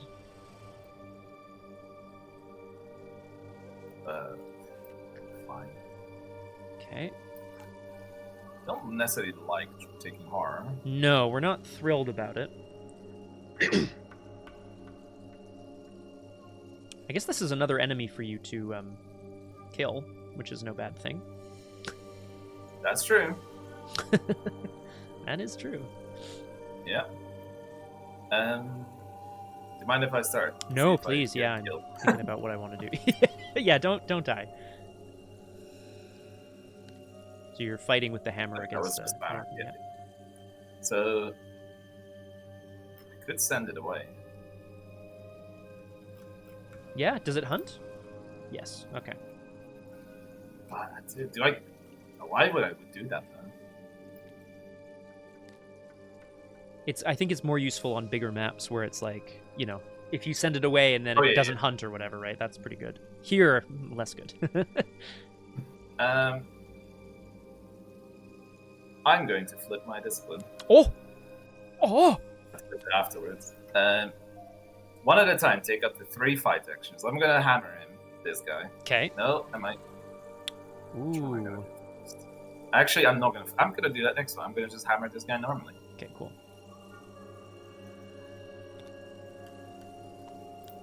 He's dead. Well, I know we're good at vengeance. That's not great. It is not great. I tend to agree. Try to not take any more. Like, yeah, like the next one, I maybe have to just dodge it. But okay, getting close to the wish. I'm gonna close to survive. Give me that wish, baby, because that's free healing, right? Well, free healing. It's not free healing, but like, you know. Now I'm gonna do this. Take 3 actions. I'm gonna spend $2. Oh shit. Play a spectral razor. Oh fuck, Lily, what the hell? 9 to 4. 9 to 4. Kill him. Oh! That's the end of before this flips. This flips afterwards. It does flip afterwards. I know. I'm sorry. Come on. Unreal. Then my second action is the hammer. Okay. 9 to 4. Bonk. That, well, but two more damage, and then I exhaust this for 3 more damage. 3 more damage. My last action spent $1. Oh. A sweeping kick. Oh my god. Lily just out here like fully sort of Avatar state destroying Yig. I love it. That is 9 to 4 again. She's been ready this whole time. That is another, that's a -3. Wowie so, wow. And he's exhausted. He's evaded.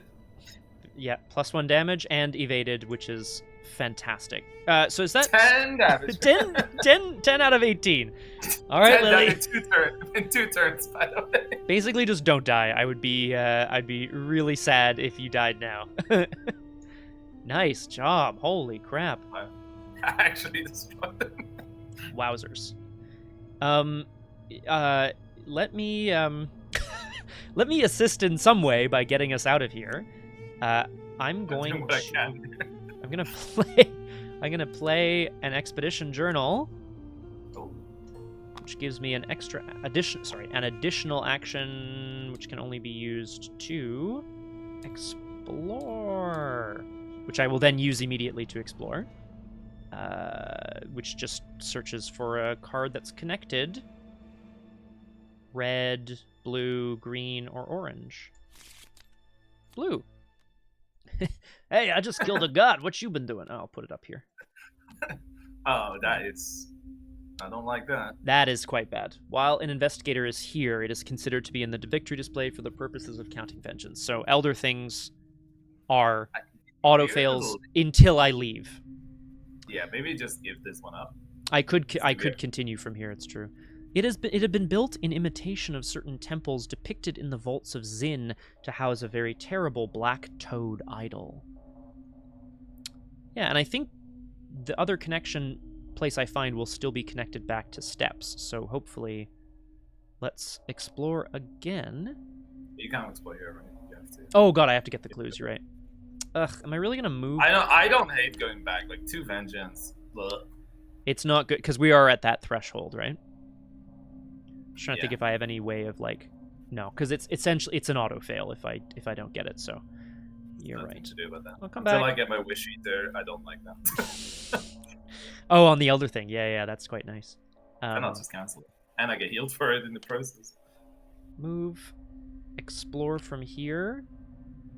I like the. Actually, sorry, if I may, I will shortcut instead, so that I can spend my second of 3 basic actions exploring from the steps of Yoth.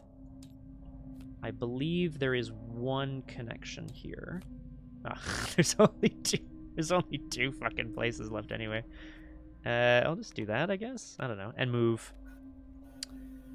Formerly, several species of them had inhabited the entire underground world. I guess I should say races, that's what it says. Which stretched down to unfathomable abysses, and which included, besides the blue-litten region, a red-litten region called Yoth, where relics of a still older and non-human race were found by archaeologists. X is the current depth level. So that is not enough to get 6 clues. Fuck. Oh, shit, you're right. Yes, we have to get... I have to get at least 1 off the Hall of Heresy. Yeah. Well, that's 1 is maybe... Yeah. Yeah. That's fine. Yeah, the last one is the Black Tea, which is connected from...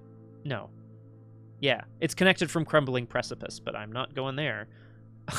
I guess it's also connected from Abandoned Site. Yeah, you can just do that. I'm going to pick up my deduction. And commit it. You like using those on the 1 strat locations. I still don't know how I feel about that.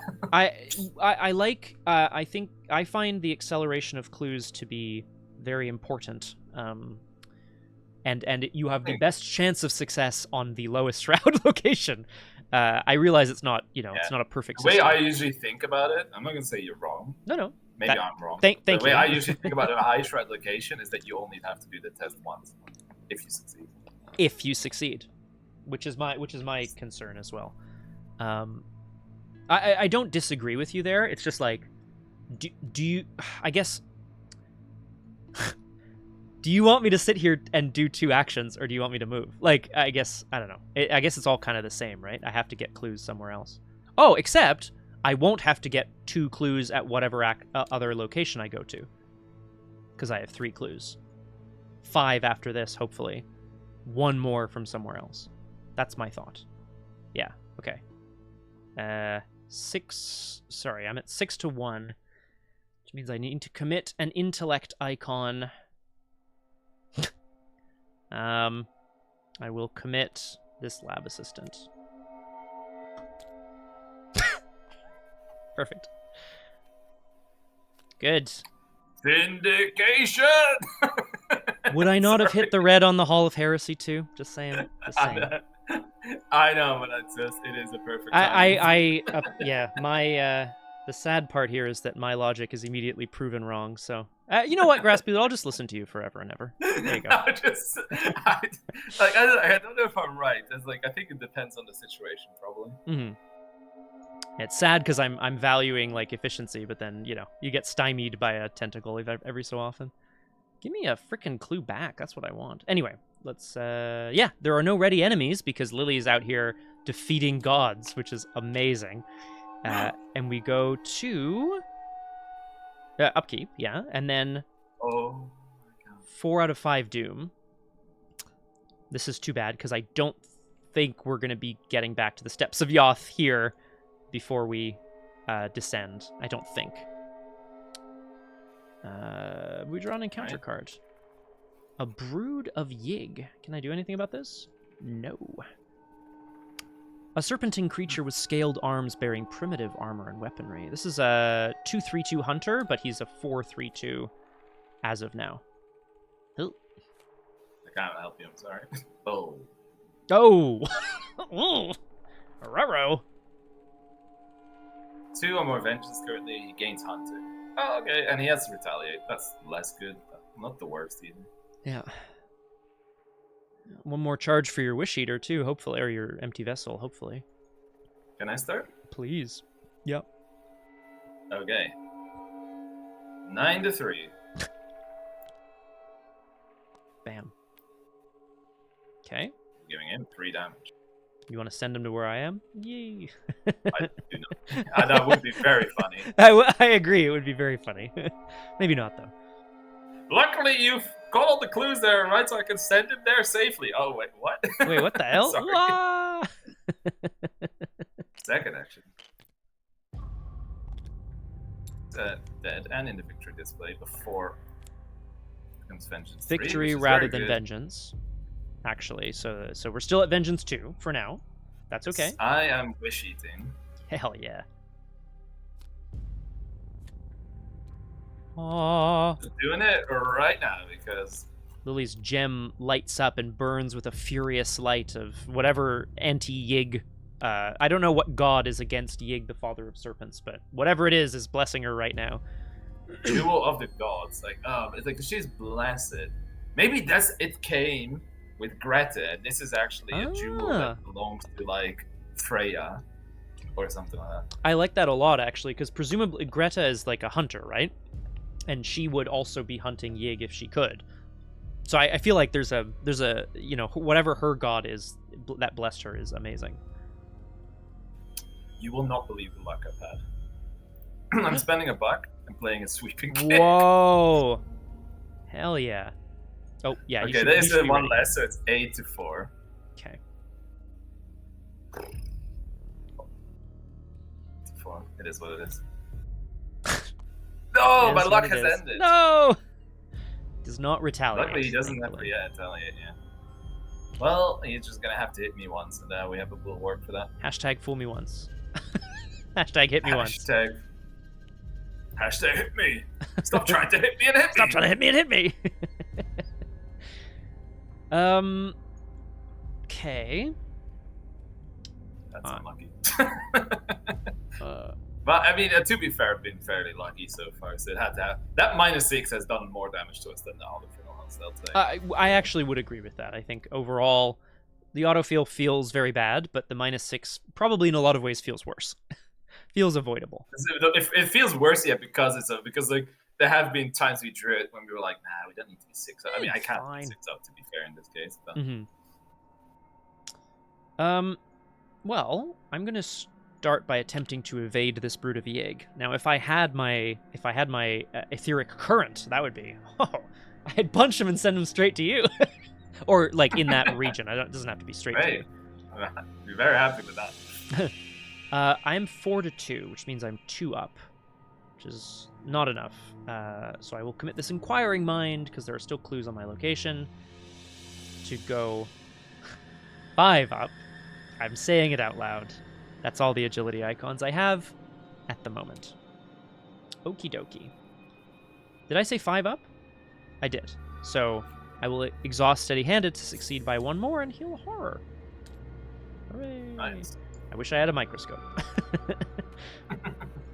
Next, I will attempt to investigate a couple of times and get these cluesies, and then, if I can, Expedition Journal will let me explore away from here. Ooh, yeah. But I will test twice, 5 to 1. I'm not gonna. It is what it is. Yeah, exactly. It is what it is. Exactly. Expert comes with a -8 on top of the -6. It does, yes. Yeah, absolutely not. Yeah, I mean that would feel bad too, right? That's also a clue. These are both clues.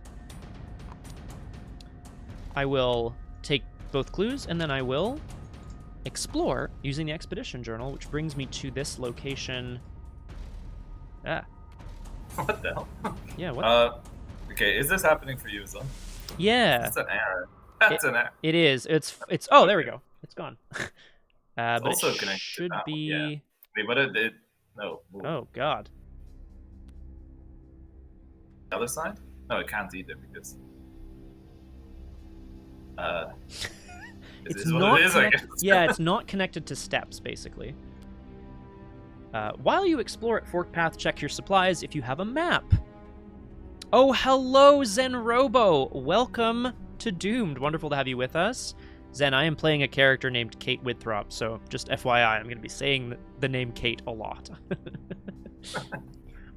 Yeah, I could move the steps, like, here, and then go here, but then that still connects to the... Oh, God, it doesn't matter. I'm just going to do this. Yeah, so I've explored successfully to the Forked Path,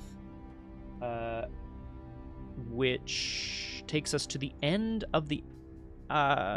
takes us to the end of the investigation phase. Graspiloot, there's someone coming to my door to deliver a package. I'm just going to go grab it real quick. Sure. So I will be back in just literally this time, 60 seconds or maybe Don't forget slightly. your scotch. Ah, okay, so 2 minutes. See you back in 2 minutes here on Doomed. Hello and welcome back to Doomed. Not so solo playthroughs through Arkham Horror, the card game, with a focus on roleplay and storytelling. Did I say two? I amended to 2 minutes, Flower. How did I do? Ooh. Oh, shit. All right, fine. I am outraged. Oh, Not because of this 2 minutes business, but I can't believe that Liz is gone for 1 weekend and everyone's here grabbing Scott's package. Yeah, someone goes away. Yeah, my partner goes away for a week. Everyone's grabbing my package. There's just like stuff going wrong left and right. Showing his package to literally any takers. Yikes. Wait, what do you mean literally? Literally? Oh, God. 2 minutes, 5 seconds, pretty good. Plus or minus 5 seconds, Flower. That's what I always say. Yikes. And Zen's right. I'm thankful that I get to stream with Zen almost every week as well. It's very nice. Yay! Now that's a package. Look at that little Kirby. So happy. I'm looking at what kind of emotes I have to react to this. Oh, please. Yeah, of course. Welcome back to Doomed. Wonderful to have you with us. I'm chuffed to bits that you're here. I'm just making sure my music is set to an appropriate level. Should be okay. Nice. Woohoo! Oh, ew. Lick. Oh. I love it. I was like, I don't know how I get it. I think it's like, sometimes when someone raids into someone, and I'm like, AFK, so I don't notice it, or like doing something else, and then like all of a sudden the next day Twitch is like, you'll be granted a gift sub to that person. It's like, I kind of feel a little bit bad because I don't feel like I did anything to deserve that compared to people actually watching this person. Yeah, I do know what you mean. There's a certain extent of like, if they're gifting subs, they knew it could hit bots or people that don't get them or whatever, but it does feel a little bad to like not be able to target specific, at least have a threshold of like, are they usual watchers of this stream or whatever, The worst one I've seen is Sea-Dog VA. I don't know if you're familiar with the streamer. He was in that take. Oh yeah, Someone granted 10 gift subs, and they all went to Clankers. Oh no, that's a feels bad. Right? Absolutely devastating. He actually went to Twitch over that. He was pissed. Yeah, I would be too. Be pretty pissed myself. I mean, like, if I give 10 gift subs, that's like 50 euros. Yeah. No, I know. If that goes to 10 bot. I mean, if it one bot, then like it is what it is. Like, yeah, but like, and then don't how much are expect you Twitch really? to be perfect. Yeah, and then how much are you really supporting the streamer, right? Yeah, like if it's like one bot is like it is what it is. It's like, you know, I can't imagine Twitch is like perfect, right? But like It's not. 10 bots, come on. Yeah. No, that's. Yeah, but that's I mean too to much. say like Youtube and Instagram, no matter how much, YouTube is much better at detecting bots, it still has bots, right? Like that's more what I mean. So I don't expect it to be perfect at it, but like Twitch, like 10 bots is too much. Yeah. No, I would agree with that for sure. We're back. No, I completely agree. And we're back around you cough here because you drank some whiskey and now he's lost it forever. Kate Winthrop is off. She's found her way into another path that will hopefully lead her back to the steps, where she can hopefully meet up with Lily. I'm gonna actually do that so that we know that you are not connected to the steps of Yoth. Yeah, I don't know how. I'm looking at this and I'm like, I have no idea. Let's put this away. Actually, here, let's look at the. Oh, that's not very useful, is it? That is not much better. No. Not much better. All right, well, we'll just leave it for now then. Anyway, Kate managed to get away from some of the serpentine creatures that are invading and absolutely overrunning this ancient city, and will hopefully find her way back to the steps where she can meet up with Lily. That is, if, of course, Lily manages to defeat her ultimate evil, Yig, the father of serpents. Yeah, and also I will say, yes, you could be that diligent, give it to clankers. However, the only time I've given like a lot of gift subs is like when I wanted to have a higher number than Aragorn. It is what it is. Thank you. I did? Oh, right. Okay. Yes. Don't let the horrors of this scenario befall you, Zen. Please. Please. You really don't for want me. to be in hell. It's absolute disaster city down here. Anyway, thank you very much, and we'll see you soon, Zen Robo. Bye. Right. Yeah, in the enemy phase, tell me. I get attacked. Oh. I release my obviously I'm gonna like bulwark that. I'm a little bit worried. Yeah, now we're getting this is a bit scary. Because it's 8 damage. Could I run back there and do some damage? I don't know. We'll see. I might have to go for the case that you have to dodge it for me, but that's like also not ideal. Move dodge? Yeah, it really isn't ideal. Ready is my hammer, but I don't care about that. Yeah. Okay. Well, we in the meantime move to upkeep. This might make a difference. And actually, this will definitely make a difference because we go to 5 out of 5 Doom. I am now regretting, obviously, putting the...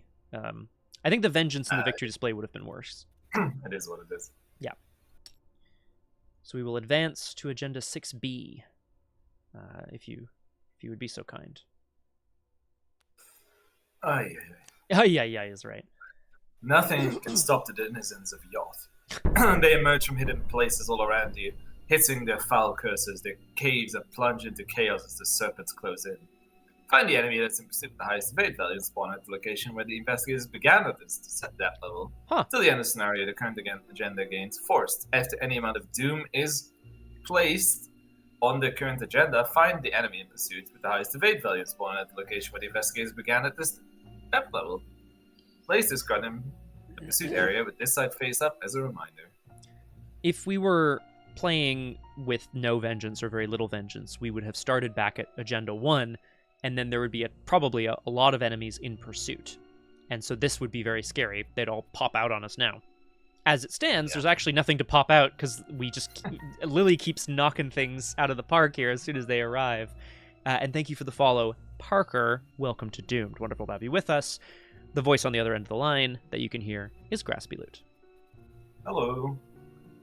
Agenda 7A, Vengeance. You never should have come here. At the end of the check Doom threshold, the mythos phase, the investigators must draw 1 additional encounter card for each Doom in player order. So the check Doom threshold step is after we place Doom. But, of course, there is 0 on the agenda right now. Well, we already stepped. We had already checked and advanced. So we are now drawing 1 encounter card each, but now Agenda 7A. Yeah. Well, 35, I think. Flower. Oh, yes, 21 or more. Yes, it's this is the punishment. It's pretty bad news. Yeah.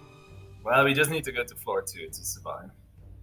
Yes. If we can get one more clue and get to steps, then we leave, and Yig goes back in the victory display. He goes in the pursuit, but perhaps we just kick his ass first and go from there. But first, of course, we must draw encounter cards. Deep Dark. No more than 1 clue may be discovered from each round, each location by each investigator each round. It's okay, although having darkness closing in is a bit scary, but it is what it is. Aha. I don't know if I care about that. Tragically, you can't add more charges to Wish Eater. No, but this may be good. Ah, I see. Okay, I'm picking up what you're putting down here. Yeah, I can. I would be able to bulwark. Yes. Yeah. Feel free. I think. Can I, sir? Yes, of course. Yeah, please. Man, that hammer is doing work. Sorry. Yep. Yeah. 9 to 4. Bada, swing. That is 2 damage, sadly. That is sad. It is what it is. I have to do it again. Okay, that's not great. Ooh. He doesn't have retaliate. Oh, he does. Shit, he has retaliate because of Yig. Does, yeah. So -6 is really doing nothing. Yeah. Yeah, I'm committing with the last attack. I'm committing with Bull with a second copy Bulwark. Because these broods are just out of control. There it is. There it goes. So he dies. I seal the +1 here. Okay. Gives you another round of #freedom. Oh my god. Dr. Teddy, thank you for the follow. Some of the audio cues for the follow are way louder than others. My apologies for everyone listening on headphones. Welcome and thank you for the follow. Welcome to Doomed. The voice you hear on the other end of the line is special guest star Graspiloot. Hello, I am glorying. Oh, glory! Glory! Glory, glory, hallelujah. Also, I love that ever since I drew Wishy, I've stopped drawing symbols. Oh, of course, yeah. No, I mean Natch, right? Like, of course that's what's happening. Well, nice to meet you too, Dr. Teddy. Wonderful to have you with us. What brings you our way? I guess on my turn, Graspiloot, I just want to grab a clue and then go and wait steps of Yoth. Dr. Teddy, this is a return to the Forgotten Age with Kate Winthrop, the scientist, attempting to learn more about her flux stabilizer and her nature as a scientist, and Lily Chen, the martial artist, who is here on a very special quest, her life's work to destroy all evil, Yig, the father of serpents, which is what she's currently attempting to do. Started off well. Started off well, yeah. To point out, we are playing, if you haven't played Return to Forgotten Age, spoilers ahead, sorry about that. We are playing on hard with the intent of getting the achievement for winning with 25 plus fury. That's very much addicted. Hell yeah, you've come to the right place. We are attempting to play with roleplay and storytelling in mind, but if you have questions, Teddy, doctor, should I call you doctor? Just let me know. Let us know in the chat. We're happy to explain what we're doing. Doctor was my father. Just call me Teddy. I like it. Yeah, Graspiloot. I'm going to... Actually, you know what I'm going to do? I'm going to pull... Crazy Town. I'm going to play a card. I really need that. They introduced recently a extension for the player board, which I wish I had. I'm going to play a Ravenous Myconid, so I can take Uncanny Growth to hand, and then play it. Use it, yeah, exactly, to investigate this location. 5 to 2, and I'll move a clue onto the Ravenous Myconid now that I have the Myconid. So that's 7 to 2. That is the best. Sorry, it's not the best I can do. Steady-handed. Which takes me up to 8. Good. I'll move the clue right back. Actually fine by me. I succeed by 6? That's which pretty I guess good. is too many, really, but that's okay. Yeah. Boop, boop, boop, boop. He's my dealer now. Holy shit, Flower, what the hell? I like it. Since I'm not doing great in the horror department, could you use that on me if needed? Oh god, yeah, of course. Yeah. This is only for non-weakness treacheries, to be clear, so it might, like, obviously, if it's a treachery that could kill you outright, I will 100% keep it. Oh, this guy should be ready. And he's a hunter. Okay, well, I'll move, with my last action, I'll move to the crumbling precipice and keep him running after me. Oh, yeah. That's a good idea. And that'll be my last action. Did I enter a location with 3 or more shroud? Hell yeah.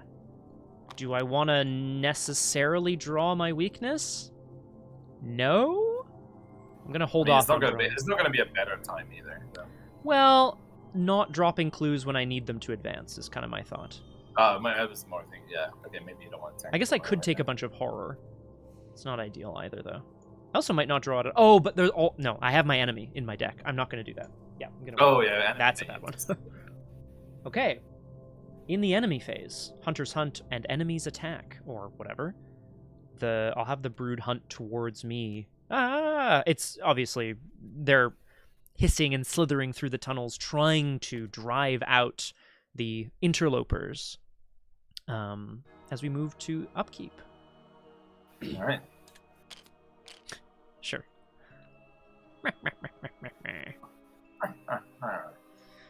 Okay. Deep Dark goes away. We go to 1 Doom, which means we spawn an enemy in pursuit. There are none. We now each must draw 1 additional encounter card for each Doom in play. So we'll each draw 1, and then we'll each draw 1 for the normal thing. Yep. And this is where it gets really complicated. Ancestral Fear.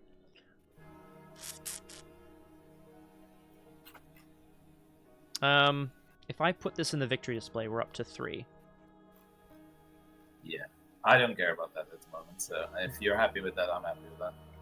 I'm also wondering. I realize it's peril, and I shouldn't be discussing it. I'm just thinking about the putting Doom on locations. Are we going to try to advance?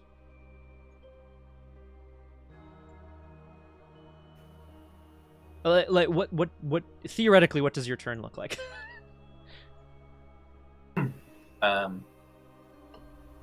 I can't realistically really get out of here because I'll get hit. Right. I'm in trouble. Okay, let me. That -1 -6 has really done me in. Yeah. I'm afraid. I might actually try to flip this to dodge it. Oh, nice. Yeah, because I could also come in and survey the area and hopefully evade him that way, which maybe is a good shout. Although, if I put this in the victory display, it will then not matter because then there'll be more autofails in the bag, which is where it gets really nasty. Yeah, but I'm okay with autofills. Yeah, you are. Yeah. You are not. Yes. Okay, but I'm gonna do it anyway. All the same, it is what it is. I think we're at a point now where it's getting scary. Dr. Teddy here mentioning a new favorite investigator, Jacqueline Fine. I haven't played her, but I know Graspiloot's also a fan. She is my favorite character, probably. Jaqueline. I love Jaqueline. What does this do? Oh, a random set-aside location. Ah. Nice and confusing. He's also a hunter. Ooh. This is the Eater of the Depths. 5/6/1 current depth level, but victory 2. Although I'm probably not going to be killing this thing. No, that seems kind of difficult solution. Yeah, for sure. Yeah. Right, you can draw your second encounter. Yeah. Oh, yeah. Right. I forgot. Okay, Surge, but we're not poisoned, so at least those are gimmies here. This is not the worst for me. No, actually, because you can... Actually being able to... If I can kill this thing... Recharging Bulwark is actually going to do a lot of work. Yeah, so, Teddy, good question. everyone from Edge of the Earth has, as you kind of mentioned, strange deck building restrictions.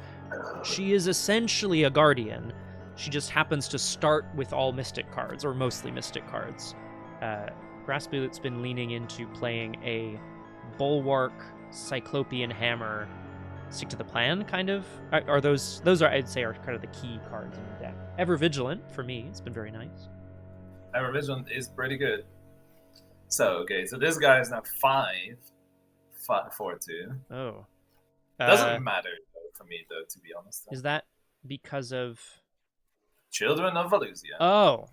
Oh, when did you draw this? I just drew it, my second weakness.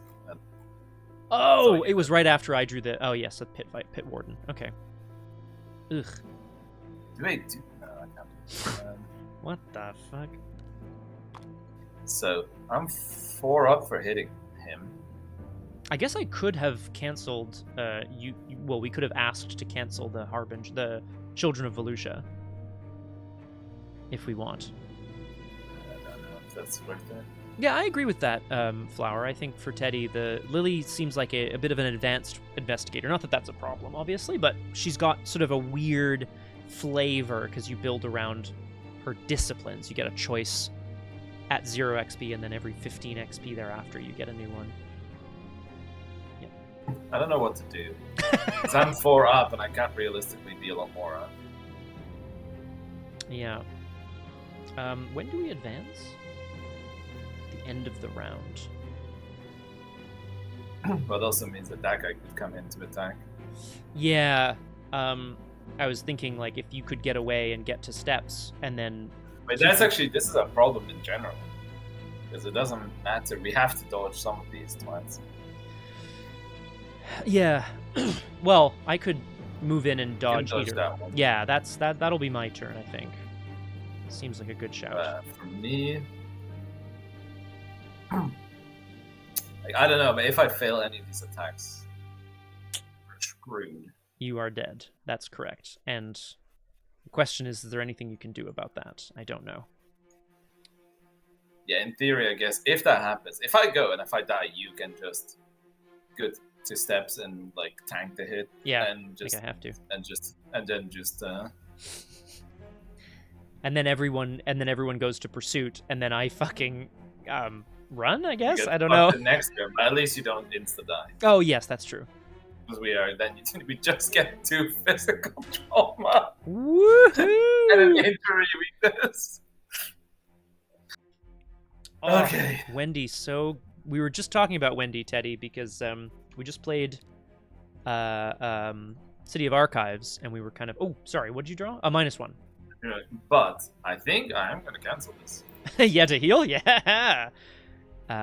City of Archives has a particularly weird interaction. If your deck has fewer than 10 cards in it, you get killed by a certain treachery, which would mean Wendy could be abandoned alone and then just, like, die. Well, all of a sudden I'm fine! The Jewel of the Gods! Seal! Actually huge. It is, puts this guy also in effect. That doesn't matter. I guess actually now that... I mean, I hate to say it, but, like, once they go in the victory display, I don't think they're going to respawn. No, that's actually fine. It's a little crazy, but...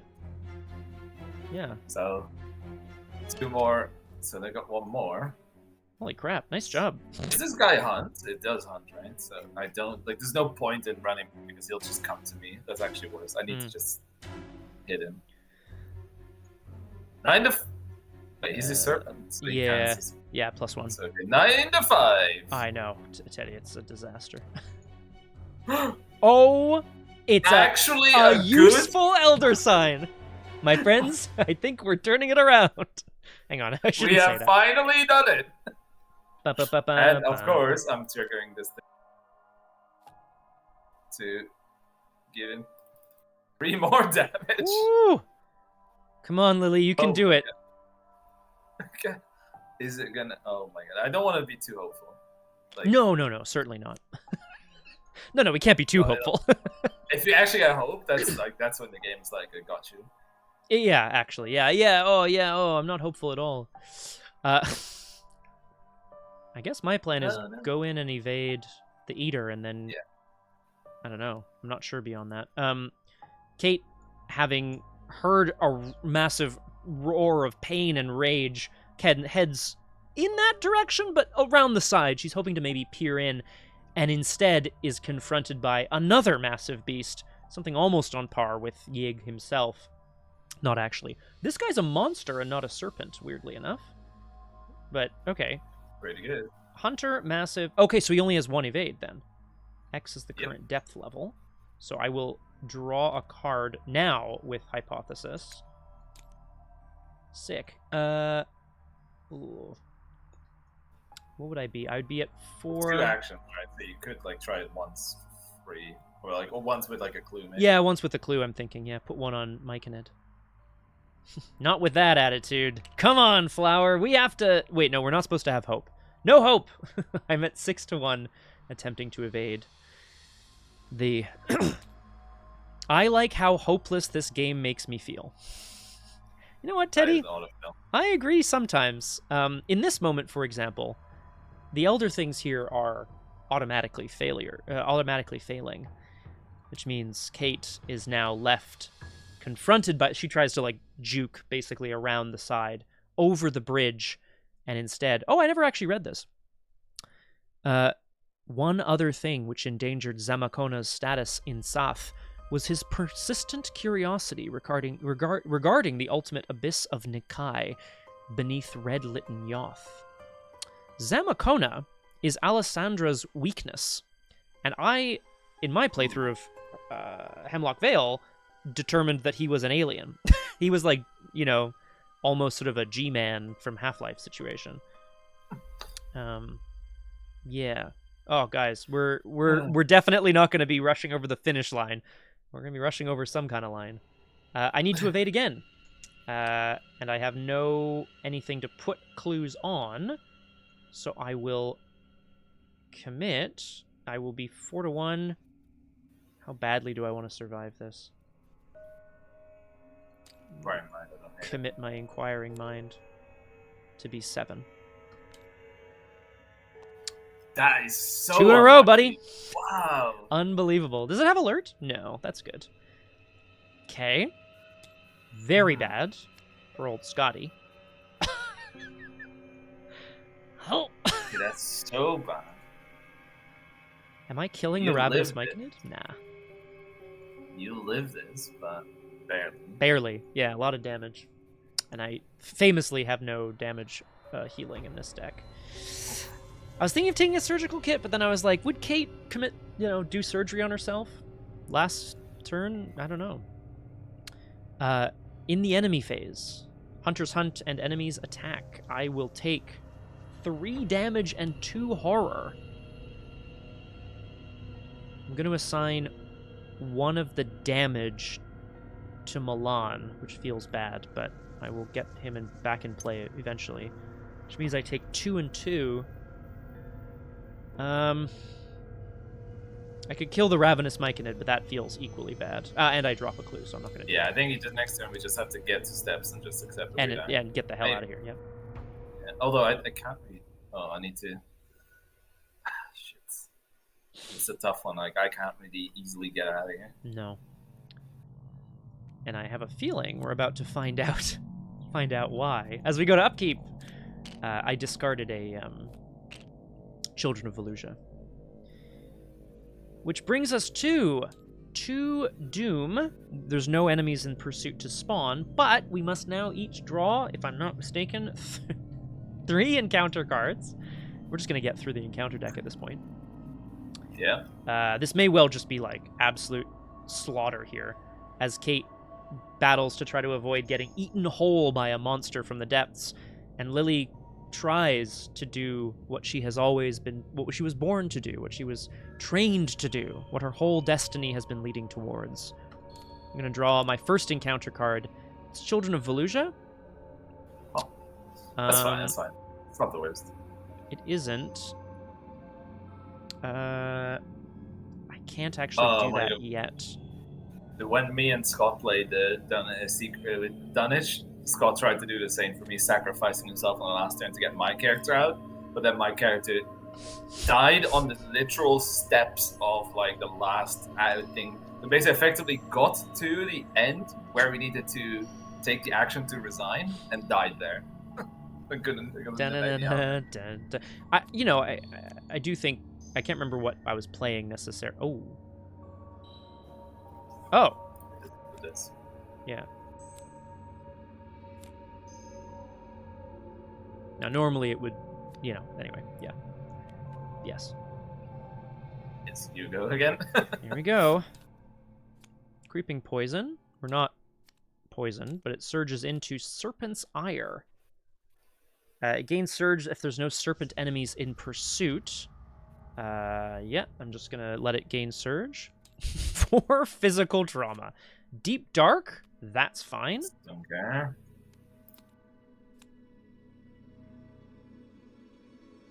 I don't care that much about this. 3-1. 3-2, sorry. Okay. Yeah, that was just unavoidable. Yeah. One more each. Here we go. Bathophobia. This is a willpower 2 test, and if you fail, take 2 horror. I don't. How much do we care about it is the question. Oh, fuck. Sorry, yes, we still have a Ravenous Myconid. I have to remember we have Ravenous Myconid.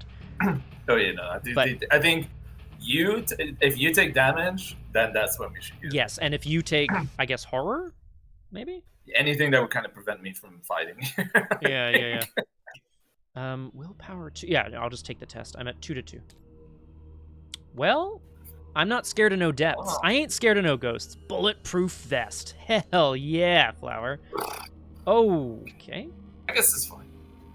It's annoying for the next. It doesn't matter, right? Like, because we are not gonna go further than level 2. I tend to agree. At this point, I think just getting to level 2 would be thumbs up. But we did. Should I start to try to kill this guy? Yeah. Excuse me while I kill this guy. Kick his ass. It happens, Teddy. It happens. And also, you draw. Picks up by committing gratitude. Greta. 11-5. So that's 2 up. Okay. That's 16-3 or more. You were at 11, right? 7-5. Am I wrong? Oh, yeah. Wait. You were at 9-11. Yeah, you're right. Yeah. So I can do this. Yig the father of serpents. Come on, Graspiloot. An enchanted blade and a wolf mask. Go on. Okay. He's dead. He's dead. Yig the father of serpents. Oh shit! He doesn't have 20 health. He has 18 health. You're right. Oh my. Oh my god. We've done what I came here to do. Lily, tell me how this feels. How does it feel to know that your life's work is over as this guy lies bleeding out in his own horrible black blood? I think it's gonna feel really horrible because, and now all of a sudden, the fact that she's completely fucked up her sanity in her life and her body is broken beyond repair, probably, at this point with 3 physical trauma. Yeah. So I think, the whole, yes, and then, that, and now what? I'm there's nothing left in life. I can't help you, though. I don't have any actions to help you, so I think you're gonna have to get out of there on your own accord. Yeah, this, sorry, the Brood of Yig should have hunted last turn. I did forget about that. Because it was here, I was there, you were there, so this is definitely the huntiest way to go. Okay, I'm gonna just engage it then. Oh shit. But it's fine. Oh yeah, you have bulwark. Yeah, of course, you're right. Because I can come to you, but then I'm just getting a free hit because I can't do anything else. I'm gonna need you to just succeed that roll. I would really like to. To be clear, just stop rolling elder things, please. Could you please, Scott, stop rolling elder things? Oh, am I out of music again? Oh no, it's just quiet. Let's do that. All right. Even if we die here, I still got to kill Yig. Honestly, this is what Lily came here to do. So I kind of, part of me is just is she now just killing serpents for the sake of it? You know? Well, not for much longer. Yeah. Subscriber. Oh, Subscriber. Flower! Subscriber. That's so kind. Subscriber. Thank you. Thank you very much, Flower, for your gifted sub. Dr. Teddy Blair, I should mention I also on this channel stream games in character as well as some Doomed. Dispatch is the current ongoing obsession, as of course it is. We love Dispatch. You should be able to catch more Dispatch in the coming days. In the meantime, Graspiloot, let's evade some motherfuckers. I am 4-1. I can't put any clues on anything, so I will commit this well-funded, which has 3 wilds, which puts me up to 7. Okay.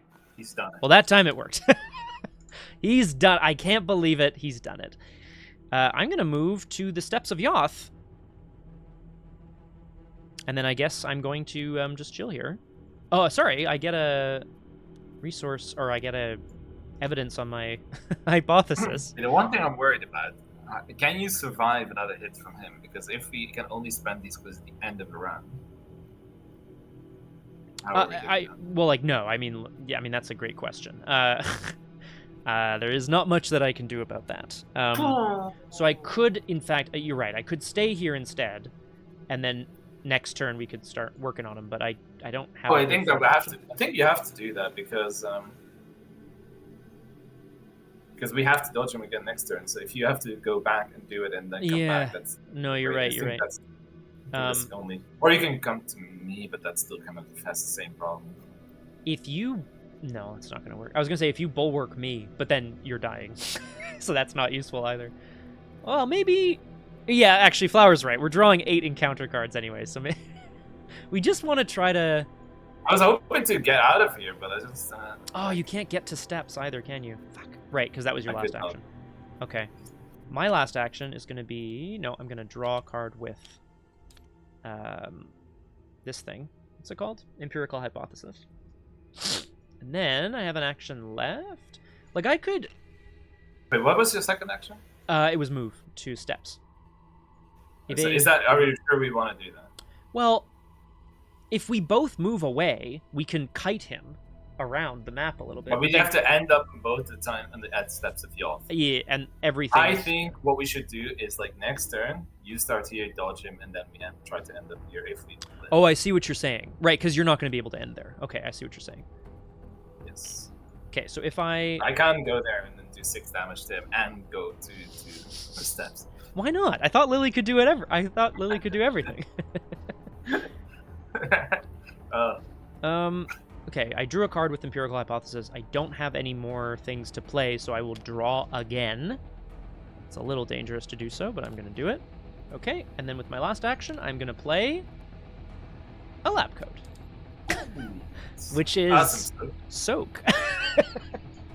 We do like Soak. We do like Soak. It makes you feel like you know what you're doing, even when you're way in over your head. I think Kate's gone a little insane here. She's, you know what I mean? She's like doing mad science, and it's correct, Flower. This is the first time we've put on the coat.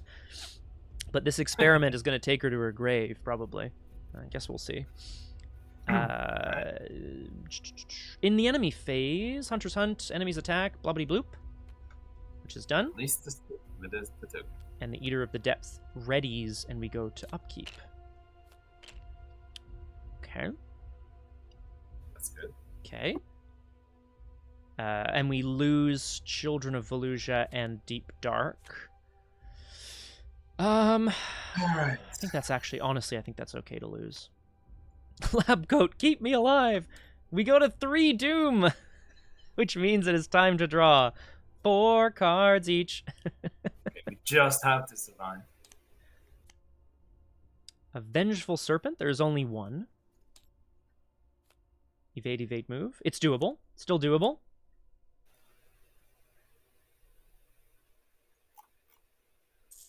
I think you're the one who's going to take the horror. Yeah. Ow. Yeah, of course. For sure. Exactly. So a doom goes on my location and I take a horror. Ow. Okay, fair. Do we have to take one more card then?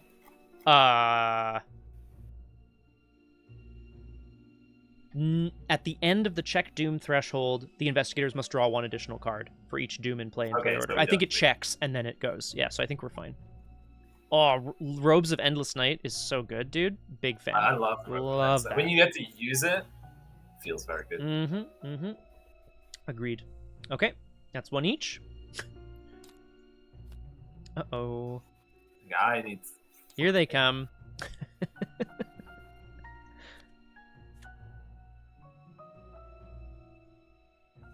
Surge? We don't care about this. I mean, we just want to live. At this point, yeah, just goes in. Aha! Aloof, while there are 3 or more vengeance points in the victory display. Oh, the nearest location with at least 1 clue is here. Now we're in trouble. This is... Okay, I need to come to you. Maybe, do you not want to cancel this one, maybe? I can't. It's just for treacheries. If I was drawing anything but enemies, yeah.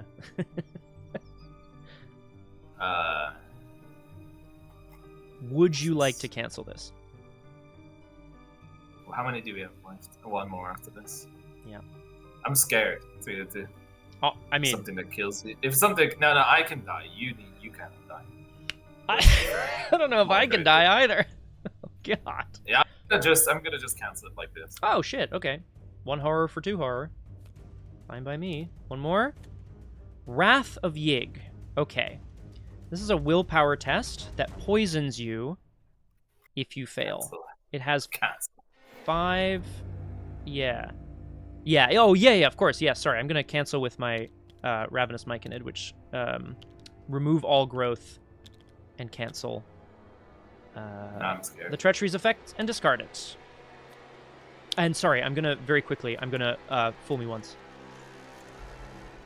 on it. Makes sense. Yeah. I'm going to have to roll 3 to 2. Oh. Huh. Do I want to heal this? I don't think I do. I think you want to keep it for the elder things, right? Yes. Oh, good question. Play when you would discard a treachery after resolving any of its effects. Thank you, Flower. Reading the card tells you how to play the card. Well, okay. Let me try to get to you first. Help! Help! Okay, We're drowning in enemies. So this guy is now what? How many? Oh my god. 1, 2, 6. 3, 4. Yeah. 6, 2, and I have 9. So I'm gonna go 11 to 6. Okay.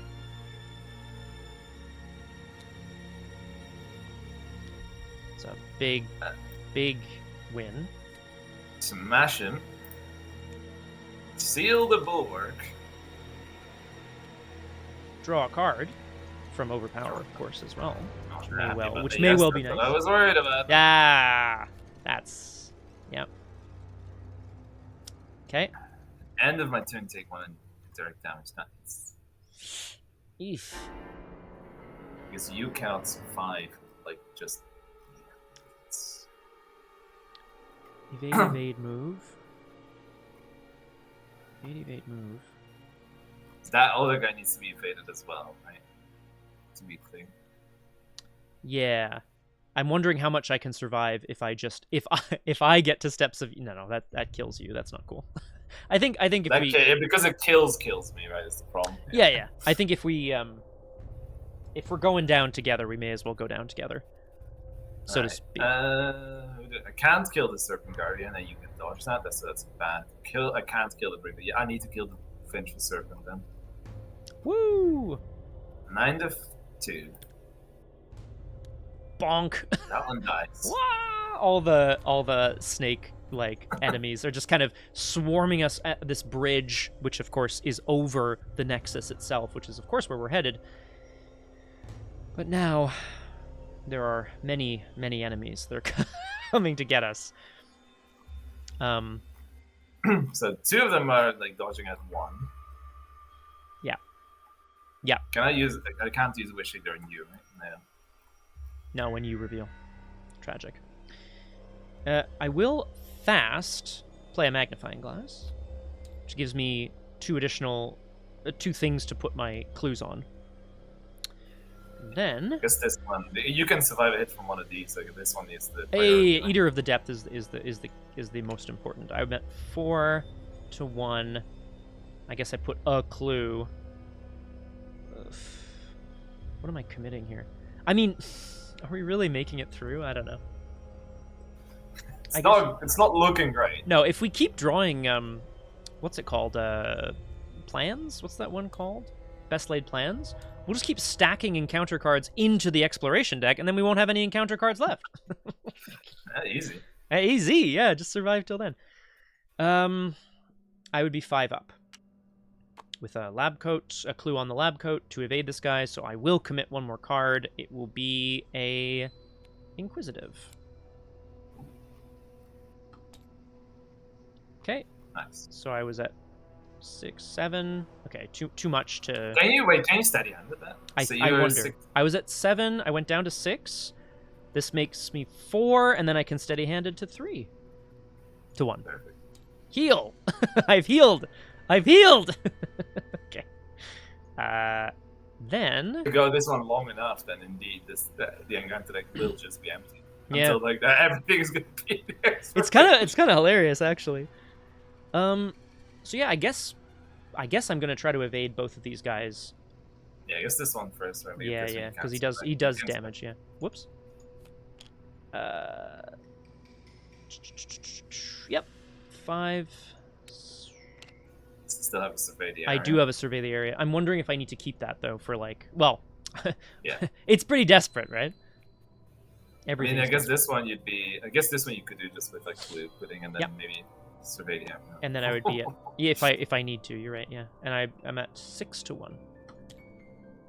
Okay. Okay. Evaded. I don't actually know what we're gonna do after this, but that's okay. I'm gonna try to get. Oh my god! Okay. I have an idea. Okay. I kill myself by just taking every enemy on the next turn, and you at the end of the round move us onwards. I mean, I'd still have to. I mean, do we see any other way out of here? No, I mean honestly, we have to kill everything. I have to keep evading the Eater so that we can kill everything else. Most of these guys go in the victory display, other than the Broods, obviously. So that's less good. My last action is going to be to evade the Brood of Yig, or try. I guess I'm gonna survey. I don't know how we're gonna win this this campaign. No, because what do we need to do? We need to have clues at the steps, right? So if I were to go there now and take an attack of opportunity, I'd take 2 attacks. I would survive because I'd kill my Myconid. Nope, then I'd drop my clue. Then I wouldn't have the clues. So I'm not going to do that. Shit. No. Fair point, Flower. No, we have to keep surviving so that we can knock out as much stuff as we can. And then, hopefully there's a turn where we go, evade the Eater, just move. Use your surveyed area to dodge this. Yeah, let's go. And I'll just take everything, and I'll just kill myself. I mean, that's going to be nutso. We're at 4. Plus 4 is 8 to 2. Evading the Brood of Yig. Evasion. Alright. Lots of evaded enemy. Teddy, it's in the Return To versions. They've added the Return To for the campaigns that have a Return To version, and the new campaigns, so Edge of the Earth onwards. They added a little, like... It's cute. It's like a little Steam achievements thing, but, you know. It's achievements. Some of them are just like, hit a ghoul with a baseball bat or whatever, stuff like that. You know, things that are specific to that campaign. And some of them are win with 25 plus damage. Most of them are pretty hard, I would say. Yes, definitely. Yeah. Like, defeat 20 serpent enemies. I think we did that one. I have to assume. I didn't actually track that, but I have to assume so. Complete all 4 act decks. We were at like... We were almost done. We just didn't have the relic one. Yeah. Fucking Harlan Earnstone. Right. Well, we at the end of the upkeep phase. Oh yeah, no ready enemies, so we go to upkeep. Do you get anything other than bragging rights? Great question, Teddy. No. I guess if you got all the achievements and wrote into FFG, they might say something to you. I don't know. It's actually, you need to still do that. This guy is still massive. Maybe I I don't know if I can actually. I guess I can try to kill this one. Yeah. But that would kill me with damage. Maybe that's okay. Evade, kill him, evade the serpent, and move. Look, it's I'm not loving it, but because it's not elite, so I can in theory smash him away. They were also. I still have a bulwark actually. That's true. Yeah, I can live. First, my friend, Yeah. we need to draw Oh, yeah, six yeah, six encounter cards each. I think it's time to party. Here we go. Here's the first one coming at me. Resentful Wilds. Take a horror, attach it here. No problemo. Can't explore from here. No problemo. Oh, great. Okay, I think I'm very bad. That was gonna happen. That's oh god, they're everywhere. Another 2. one, I think. Lightless Shadow. This is 2 damage on an agility 2 test.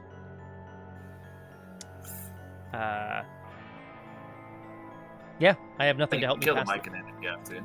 It drops a clue. I would have to go get the clue again, or I have to get a clue elsewhere.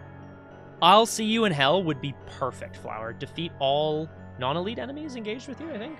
Something like that. It's wild, yeah. It's 4-2, baby. Okay. Wait, no, you're left good. It drops the clue on the location is all. Oh, I see. Yeah. So now we lack the clues to move on is all. So I need to get a clue from somewhere. I think because I had to survive otherwise. Hold on. You take a horror. Oh god. Okay. Oh, ow. Oh, thank you. That was 2. Yeah. 3. Children. That's fine. I mean, Great. it's not fine, but it is what it is.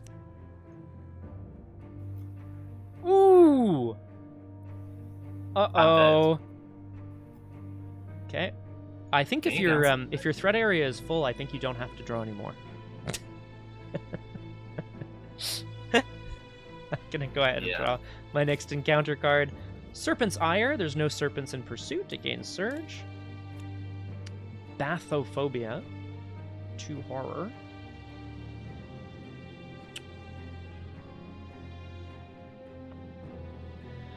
So I cannot draw then. So I don't. Is it actually true that you can't draw anymore? No. Sorry, I was being a douche. I'm gonna test. Yeah, I would believe. Oh, best laid plans. 3-2, but I passed. Sorry, I didn't really get to it. And I will fool me once on this, at least. Leisurely stroll, Flower. I love it. Oh, best laid plans. Okay. So best laid plans. Was that 4? Yeah, I think. So, yes. 5. Best laid plans. Come on.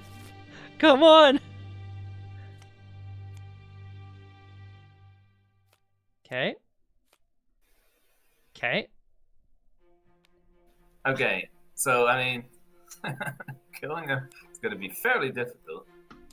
I agree with that. Deep Dark goes into play. This is my last... 6th. Yeah.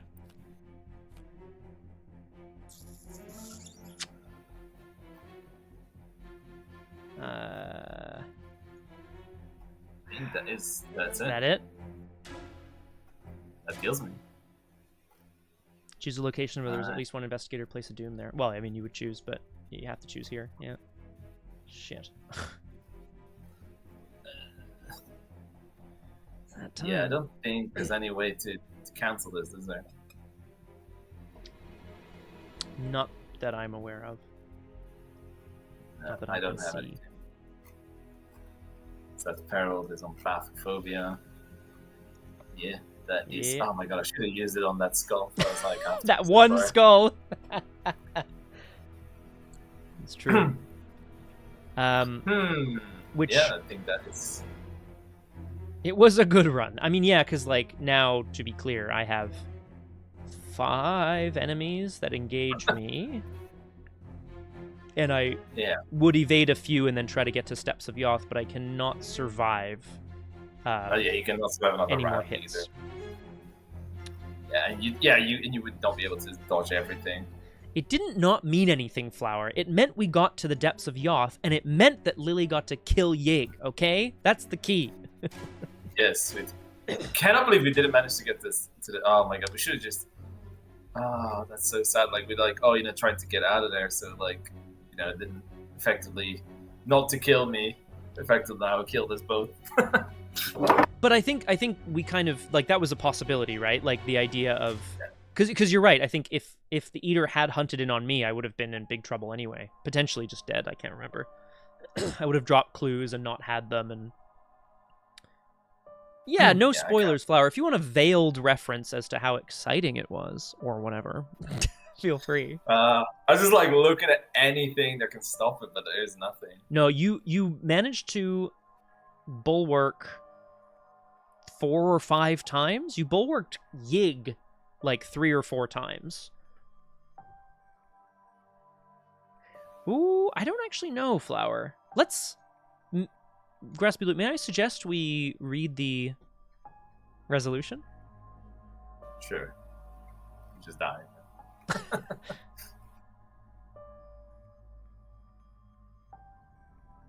Sorry, I'll read it then. If no resolution was reached, each investigator was defeated. After hours and hours of travel, you've only just scratched the surface of the boundless subterranean world. Humanity could spend centuries mapping out these tunnels and never complete the task. No matter how quickly you plumb the depths, the serpents chasing you are hot on your tail. You are intruders in their home, and they know these hellish tunnels better than you. With your wounds slowing you down and internal injury, and panic seeping into every one of your decisions, your death at the hands of these creatures is inevitable. Hello, Igatha.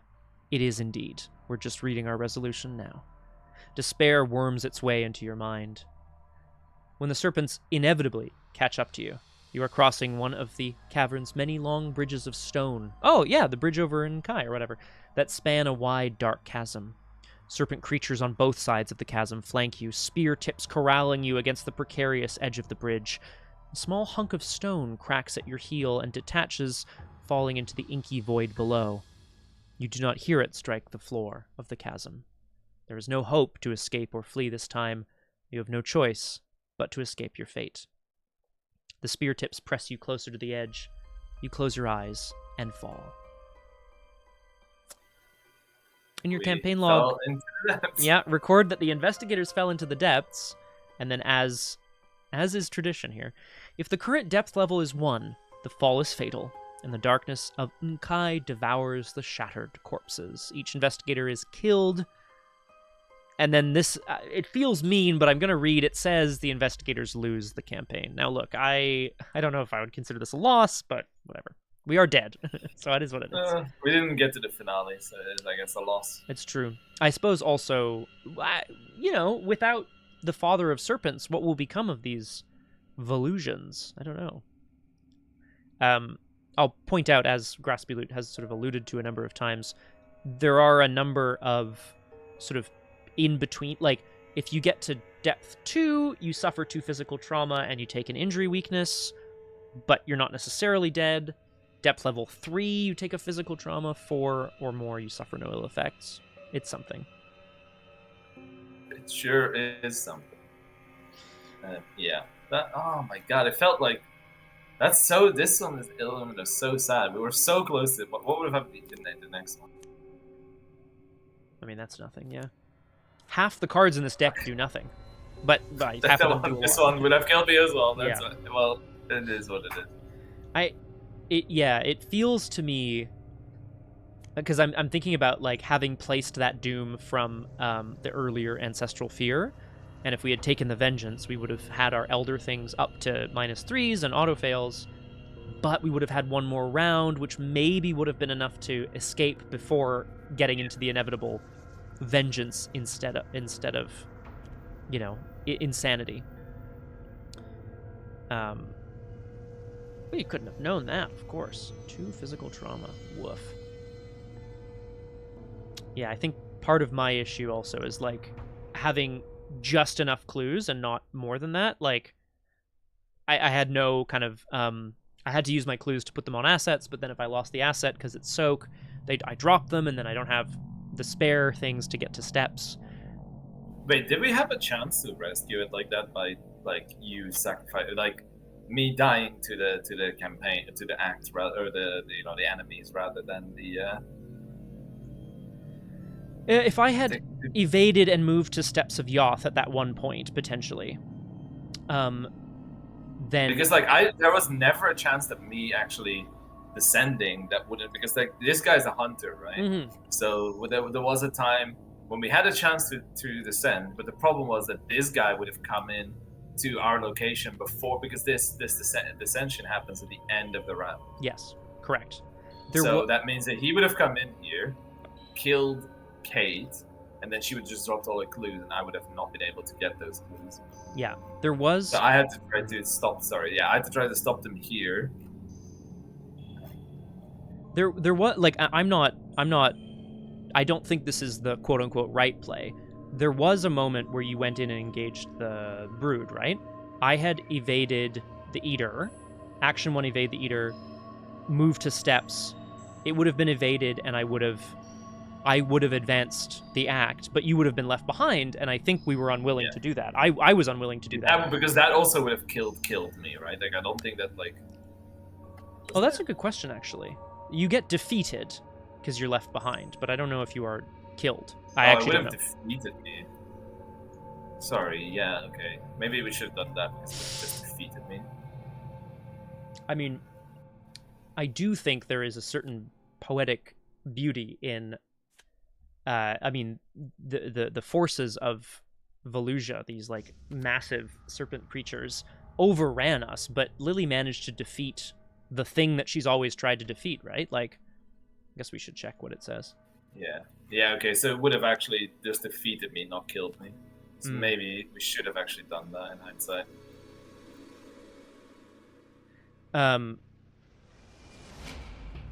Yeah, potentially. I actually thought it would kill me. So that's actually... Oh my god, my god, I really messed up in this last one by just not reading properly. No, because at that time, we didn't think that we were necessary... right? I don't think we were thinking that there was no way out at that... I don't think we were thinking, oh, I'm just going to sacrifice Lily and move on. I don't think that was the play that we wanted to take, the angle that we wanted to take. I think I definitely... I don't know if I would have... I I can't say ifs and whatever. So obviously not. But I kind of feel like I misread 2 or 3 times things now today, and it kind of cost us a lot. Mm-hmm. But well, all of these times. You say it cost us a lot, but what did it not playing a scenario? This is further than I've ever gone in this campaign on stream before. I never got to depths on stream before. Which is pretty dope, and this is a big challenge. I know, Graspiloot, or at least I imagine that you are, we're so close to the finish line of the achievement that it was oh, let's see if we can clutch out a victory in scenario 8, which would have been very challenging, even with... Yeah, well, it's more that, I'm a little bit frustrated to not have read things properly, because I think... would I have suggested it if I knew properly? I don't know. But the fact that it's I didn't suggest it because I think it would kill me, that actually made it to that I was oh, that's not an option. Mm-hmm. So that I never actually considered. And the same in the last one where I didn't read my ability properly. The ability. It's a little bit frustrating for myself that I'm man, as I said, I think this has been a pretty likely outcome. We went into it pretty hard. There's a pretty hard campaign. I mean, yeah. Yeah, I think we're not the craziest broken. I think Lily and Kate are decently strong, but they're not Jacqueline, Trish levels of broken, right? So it's it's not the easiest campaign. I mean, it's an understatement. So this is a very real. This was a very realistic outcome, but still, the same thing you said. You were a little bit frustrated because you said oh. You finally got rid of the after not being useful for a scenario, you got rid of yes, the samples. And then the next scenario, it's would have been a really good uncanny specimen scenario. So it's you feel it totally makes sense, and the other person never blames you for it, but you look at it yourself like, oh man, Yeah. that's like feels like bad, right? Mm-hmm. So it's like, oh man, would this have happened? Yeah, but like, oh my god, the fact that I misread that, maybe it's like it didn't feel, but like, I mean, it's like a very poetic ending, I think, and we held on very well. We killed Yig, which was crazy. I agree. I mean, I'm thinking of because like a slightly different outcome, but it was entirely fate and not misplay or whatever, right? Is when Lily was going up against Padma. I think it was that last round of whatever. I missed the last just happened to pull the wrong token, and so she survived. And it was like, ah, man, like that's just fate. That's just the whims of fate, right? Or the chaos bag or whatever. To be fair, even if we survive here, right? I'm going into that scenario 5/5 trauma. Yeah. Which that's into one of the hardest. I think I heard that's like one of the harder finales that exist, and some of the finales have been pretty hard. So I'm like, well, 5/5 might not. I mean, I guess like if you draw like the empty vessel early on, then it might have been okay. But like, yeah, no, is right. I think yeah, there's I mean, and look, I am actually like. Graspiloot, if off stream, if you're at all interested, we could definitely play Shattered Eons with the assumption that we have X trauma and X XP, and like, because we would have walked away with 6 XP, right? So that's a lot. True. Thank you, go ahead. Sorry. We're gonna say Teddy Blair. Feel free to ask whatever questions you wish. Yes, I was gonna say we're in the midst of wrap up here, but we're all very happy to answer questions, as you can tell. And yes, Teddy, please, if you would like, join the Discord. The Discord is a place. It's actually RPG Clinic's Discord that I have a presence in because I'm a member of that channel where we play role-playing games that have a focus on roleplay and storytelling. It has a RPG Clinic campaigns are often humorous, romantic, and sometimes a little sad. We do it all over there. So anyway, but the Discord is also sad where I have a channel. Romantic. And what? What is it? Oh. Sorry. Whoa. My bad. I was saying sad and romantic, like Phenomenon. Sad and romantic, just like Phenomenon. It's very true. Oh, yeah. Oh no, Flower. We're all yeah, for sure. This brings us to the end of Doomed for today, not forever. I'm struggling with having 2 leftover XP. Ooh, sometimes the right level 0 card can make all the difference in the world. If you're playing Jacqueline, Teddy, there might be some good options for you out there. Do you want to post a link to your deck and we can fucking dissect it? You don't have to. But if it's Jacqueline, there's lots of options for Mystics, I'm sure. You can also just counterspell you actually wouldn't care about it with Jacqueline. No, but like... Yeah, she has so many level 2 options as well, I think. I think you'd be okay. But to be fair, I mean, maybe it's good to add a level 0. Sometimes you need to fix your deck. I will personally say I don't think I've ever bought a level 0 spell. It's like, is it good sometimes? I'm sure, but my brain just doesn't allow me. In this scenario, I paid XP for Medical Student, thinking that if I happened to draw them in the opening turns, I would heal one of us up a little bit. And in fact, I ended up committing one to pass a test just now. But, that's a... And then, yes, it does depend on a card pool as well. That's like probably the most important thing. But yeah, lots of the Mystic spells have 2 XP versions, both the assets and the events. So I imagine... Ooh. Oh, Prescient. Oh my god. Prescient in Jacqueline is like, let's fucking go, dude. To remember exactly the wording on Prescient. And now I have to look it up. Oh! Graspiloot, this has been an absolute dream. As I look up Prescient and try to remember what it does. Right. Name even, odd, or symbol. If a chaos token of the name type was revealed, you may return a spell card from your discard pile to your hand. That is dope as hell. What I really like on Jacqueline and like on almost nobody else is level 2 recharge. Yes, because she's way less likely to, well, obviously, essentially unlikely to, is it bad stuff tokens? It fizzles? Something like that, right? Like symbol tokens, I think? Yes. So basically, you have to reveal, you want to recharge your spells. You have to reveal a random token, and you can use your ability or Olive McBride. Yeah. If you don't have Olive McBride, you should just buy her with your one XP each, or a level 2 Olive McBride, because Olive McBride is obviously one of the best characters in the game, as Scott knows. I do know, and I have heard it a few times as well. But on Jacqueline, she is like a must-have. Mm-hmm. Ooh, okay, I see. And I guess Jacqueline's pack if you're playing Jacqueline as well, the starter deck. I imagine. Where is Recharge from? A Phantom of Recharge is from a Phantom of Truth. If you're using any spells that have charges, Graspiloot's right. In most mystics, the risk of spending an action to lose the spell is like a disaster. But in her, pretty good. And Guts 2, of course, yes, in a mystic is obviously great. Anyway, look, we're going to talk about this forever. I'm going to sign off, and I'm going to call the stream here. I love that Lily managed to defeat Yig before falling to the wrath of the rest of the serpents.